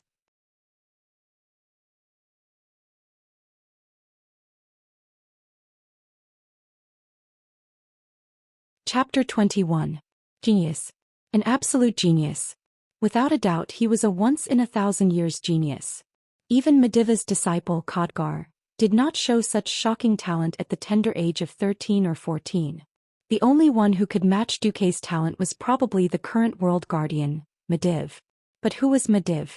His mother was Aegwin, the strongest protector of the Tirisful Council, which was formed by the Dalajans Magakala's Council and the High Elf Silver Moon Council in Kuel Salis in secret to prevent disasters and destruction in the world. Even his father, Nyelos Aaron, who was rarely mentioned, was a famous court mage of Stormwind City. He was a classic example of a good seedling. But Duque, a brat who came from God knows where, actually had such shocking talent. This made the mages go crazy. In the world of mages, other than those mage families that could cultivate mages for generations, most mages were classified by a certain school of mage inheritance. For the Stormwind City Royal Magic Academy, which accepted disciples in the human world and even in the High Elves' kingdom of Kuel Salis, the origin was not important. There were too few good seedlings among the human mages. If he became Duque's master, wouldn't he have the chance to train a court mage? Mages were never a single individual. Every mage often had their own followers, their own fiefdom, and their own forces to ensure that they could obtain enough resources for advancement and the expenses needed for magic experiments. Many mages who were on good terms with the Brando family immediately threw the request of the Brando family to the back of their minds when they saw this scene. Snatch. They must snatch. Whoever snatched Duque as their disciple could possibly soar to the sky in one fell swoop. Duque's performance in the 7th stage stimulated the mages to the point that their eyes turned red. What did Duque do? He actually wandered around the periphery of the opponent's blizzard, and while the blizzard was throwing ice shards down, he killed his opponent with a frost arrow, in between the hailstones. All 7 stages passed. There was no sloppiness in his victory. Just as a large group of mages in the observation room were about to leave to meet Duque, the genius that appeared once in 1,000 years, they suddenly realized that Duque had entered the 8th stage. What? Aren't there only 7 stages? Every mage was stunned. In the next second they all thought of a possibility. Duque was a little dumbfounded by the changes in the scene before him. After 7 consecutive one-on-one matches, he had almost forgotten about the Karazhan chess. The chessboard was no longer a chessboard. In the eyes of the other mages, Thoradin the Great was commanding the human alliance with the earthy tribe as the core to fight against the Northern Troll Empire. But what entered Duque's vision was the prairie at dusk. The 2 armies confronted each other. The grassland was filled with the heavy breathing of the human soldiers, the neighing of the horses, and the deep growls of the huge black-furred wargs. Both sides were like 2 giant beasts that were about to fight to the death on the grassland. Just the sense of battle was enough to make any rookie on the battlefield wet his pants in fear. The setting sun passed over the hills in the distance and poured down on the grassland. The sky and earth were orange, as if they were about to witness the blood that was spilled on this land. Not far from Duque, the king of Stormwind City, Lang's short golden hair was extremely dazzling under the setting sun. Lang was the center of this battlefield. As long as Lang was killed, the Horde would obtain complete victory. On the other hand, if the Horde's Black Hand chief was killed, it would be the Alliance's victory. Duque's head followed Lang's line of sight into the distance, and his eyes reflected the formation of both sides. In front of him was no longer a simple chessboard but a real battlefield. The voice of Stormwind City's commander, Lothar, echoed in his ears. Lothar, who was beside Lang, waved his hand and roared with power. Prepare for battle. The first battle line form a shield formation. Baros, Giajasha move the cavalry on both sides. Prepare to counterattack the wolf riders. The nobles of Stormwind City were rotten, but it had to be said that under the guidance of the great Lothar, the Stormwind City guards were one of the strongest armies in the human kingdom. The soldiers' performance was impeccable. Facing the orc soldiers who were easily 2 heads taller than them, they did not panic at all. It was as if they had moved in an instant. The first row of soldiers forcefully inserted the tip of their big shields into the ground under their feet, and then the second row of soldiers placed their big shields above the first row of shields. The third and fourth rows of spearmen leveled their long spears, and with a soft clatter, 2 rows of shining spears appeared outside the shield formation. No matter who it was, if they wanted to attack such a formation, they would undoubtedly pay a heavy price. 5 minutes. Only 5 minutes. In Duque's vision, an extremely strict battle line had already appeared in front of him. Warriors. King Lang raised the warhammer in his hand high. Have you ever been willing to let the dirty enemy gallop on the land of Stormwind? But the arrival of the enemy has made war inevitable. Behind you is your home, Stormwind City. Many of you may die here, but your loved ones, your compatriots, will survive because of your fighting. But if we win, then from now on, in the land of the Eastern Kingdom, in every tavern, in every old man's mouth, our name will be sung for generations to come. For the Alliance, fight. With Lang's shout, the morale of the soldiers suddenly reached its peak. Fight! Thousands of voices and thousands of wills converged into one. Even though Duque knew that this scene was illusory, it still made Duque's emotions surge. At this time, Duque suddenly saw Anduin Lothar walking over. This incomparably handsome, attractive man with a charming beard and a square face patted Duque's shoulder and smiled. "I'll leave the magic support to you. I think with you Stormwind City will not fall into a disadvantage in the magic war." With you. For some reason a warm feeling rose in Duque's heart.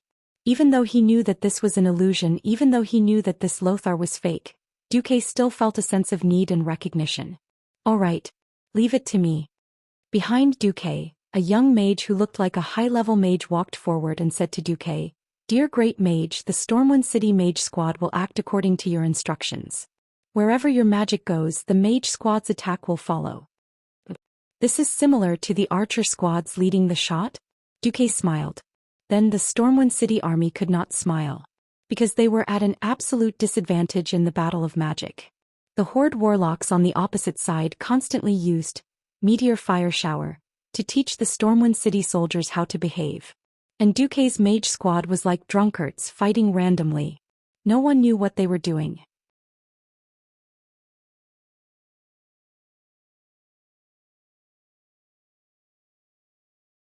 Chapter 22.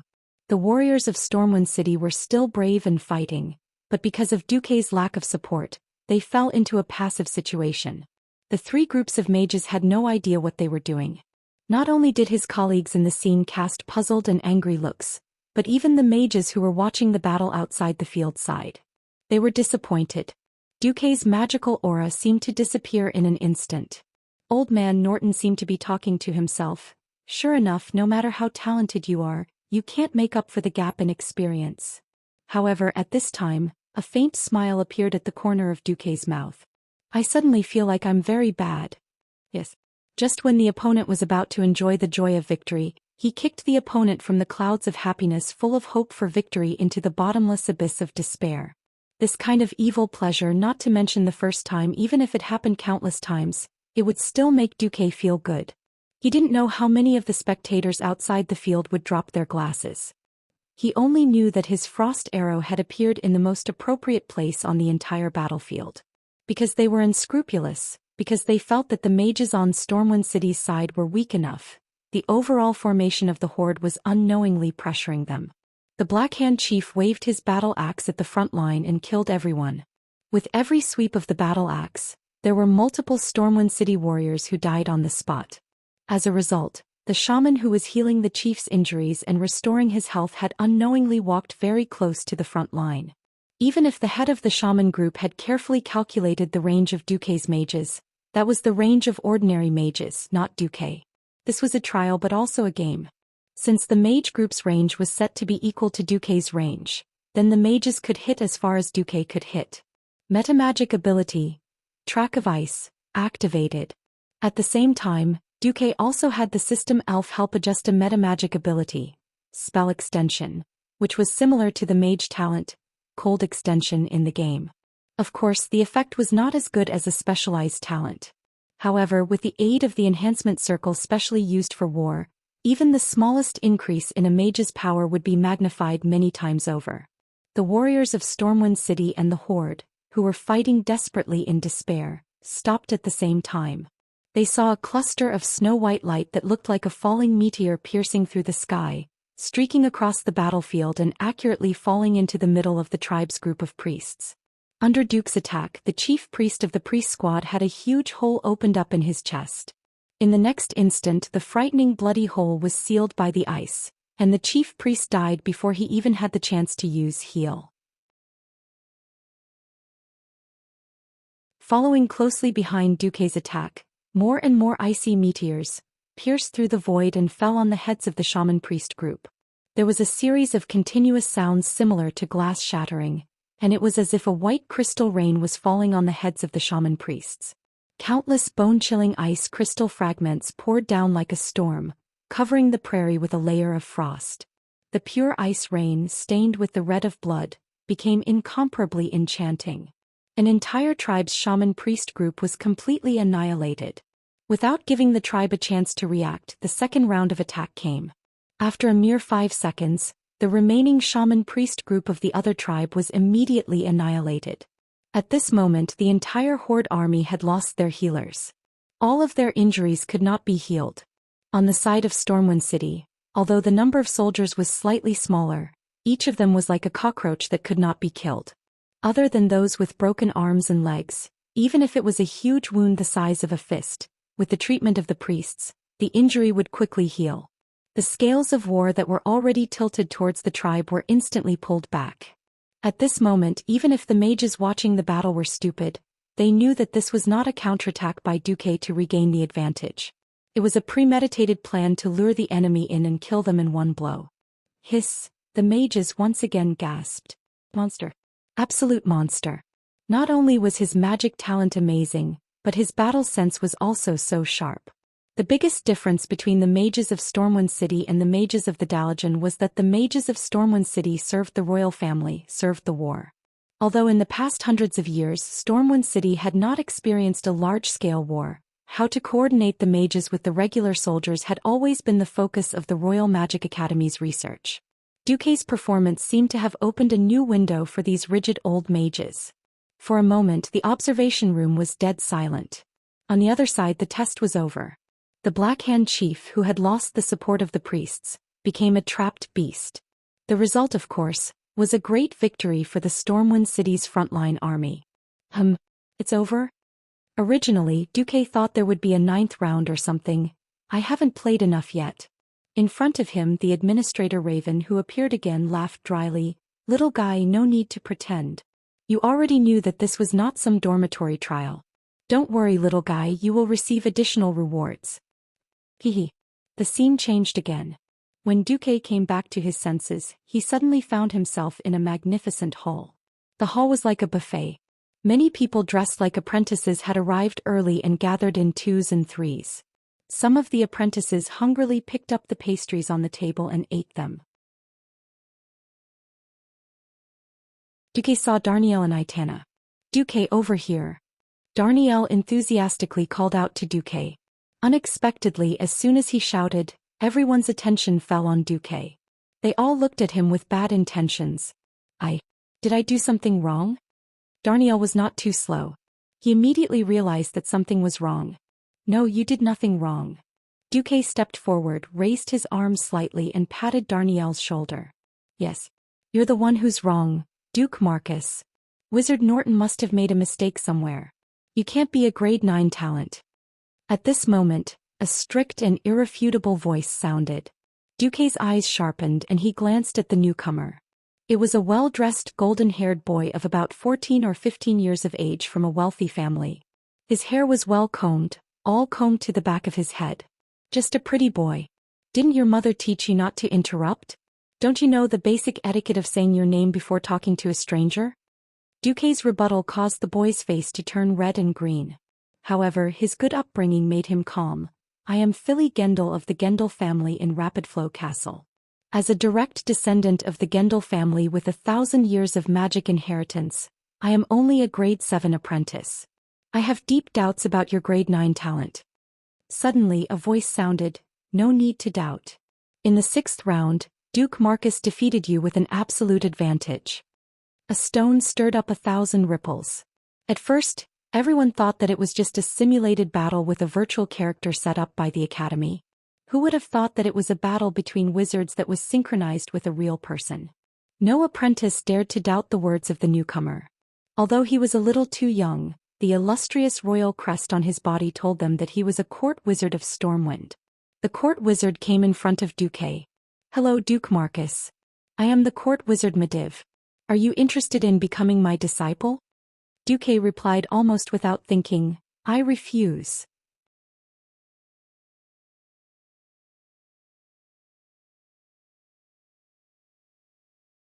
Chapter 23. At this moment Mediv was not the bearded uncle. He was younger and more handsome. He had a pair of deep blue eyes that seemed to be able to see through the past and future of the world. He was calm and full of mysterious charm. His brown, flaxen, shoulder-length wavy hair made him look like an artist. Coupled with his well-built body, he looked like a handsome man. As the protector of Stormwind and even the world of Azeroth, as the childhood best friend of the Stormwind King Lang, as the court archmage of Stormwind City, Mediva's position was extremely high. Moreover, he did not often appear in Stormwind City.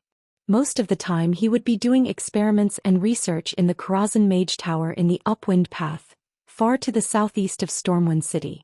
As long as he appeared, who would not give him face? But Duque did it.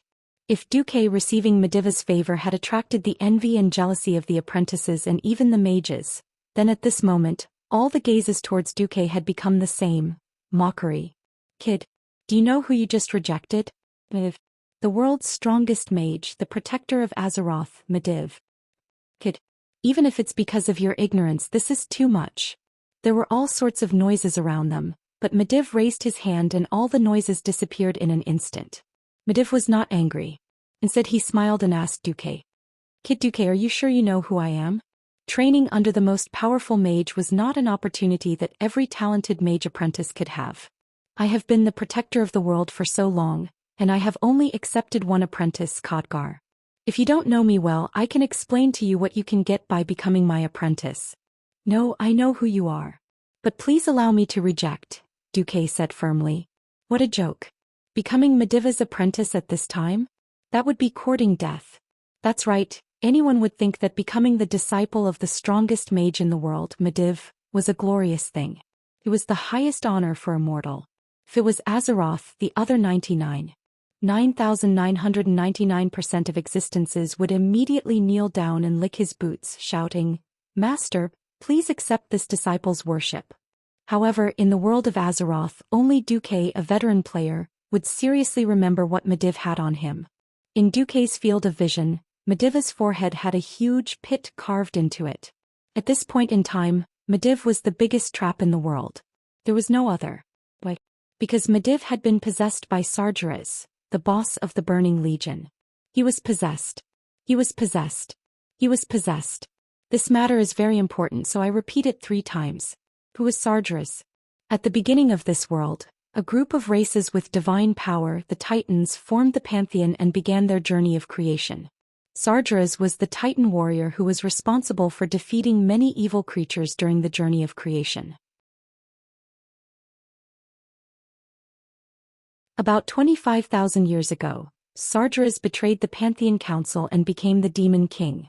He created the Burning Legion and began his burning crusade to destroy the experimental results of the other Titans. Sargeras was so arrogant that he easily destroyed one world after another, until he encountered the world of Azeroth. Here his demon army was resisted by the allied forces of the Pentashade dragons. The Burning Legion was defeated. After that, the forces of the demons made repeated attempts to conquer Azeroth, but they all failed. About 300 years ago, Mediva's mother, the previous world guardian Aegwynn, went to a place called Northrend to stop a group of demons who were hunting dragons, and then encountered Sargeras. She defeated the Demon King and sealed his body in an ancient night elf ruin, but she didn't realize that Sargeras' soul had lurked in her body. As she gave birth to Mediv, Sargeras' soul also sneaked into Mediva's body. After Mediv grew up, Sargeras almost completely controlled Mediv, so Mediv would appear to be neurotic from time to time. Only a few times did his own soul control his own body.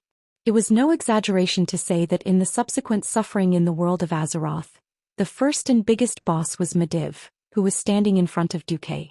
Duque never thought that his extremely outstanding performance would attract Mediv. If a few seconds ago he was still delusional that the world had changed, would Mediv be the 20% different or something had changed? The system elf said, detected an extremely evil and incomparably powerful demons while spying on you. Combat assessment, your chances of winning are infinitely close to 0. Please avoid it quickly. This made Duque hesitate no more and he decisively rejected it. Originally, the surrounding mages almost wanted to gang up on Duque, but Mediv once again raised his hand and made a silent gesture. Duke Marcus, right? Can I hear your reason? Duque's brain was spinning quickly.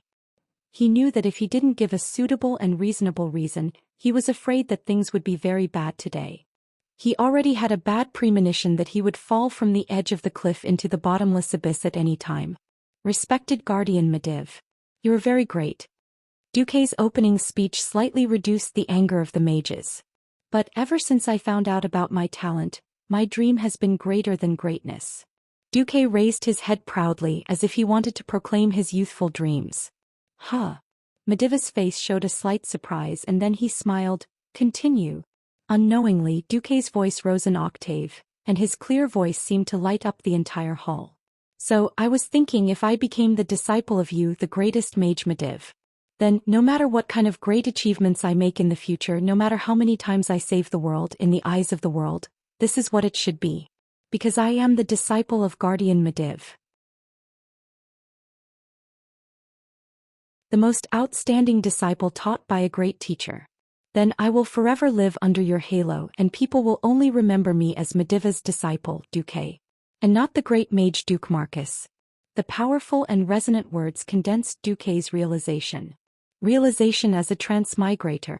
This was the realization of a junior with a dream and a goal. Realization as a young man who longed to make a name for himself in a different world. If it was before his transmigration, if Duque said these words in class or on any social media, even if he did not win the applause of the whole hall, he would at least win a knowing smile from the elders. But here what Duque waited for was a thunderous roar. Presumptuous, that you're tuning in to the Zhou Xian's Legacy YouTube channel. Don't forget to subscribe and join us on this journey to catch the most captivating stories.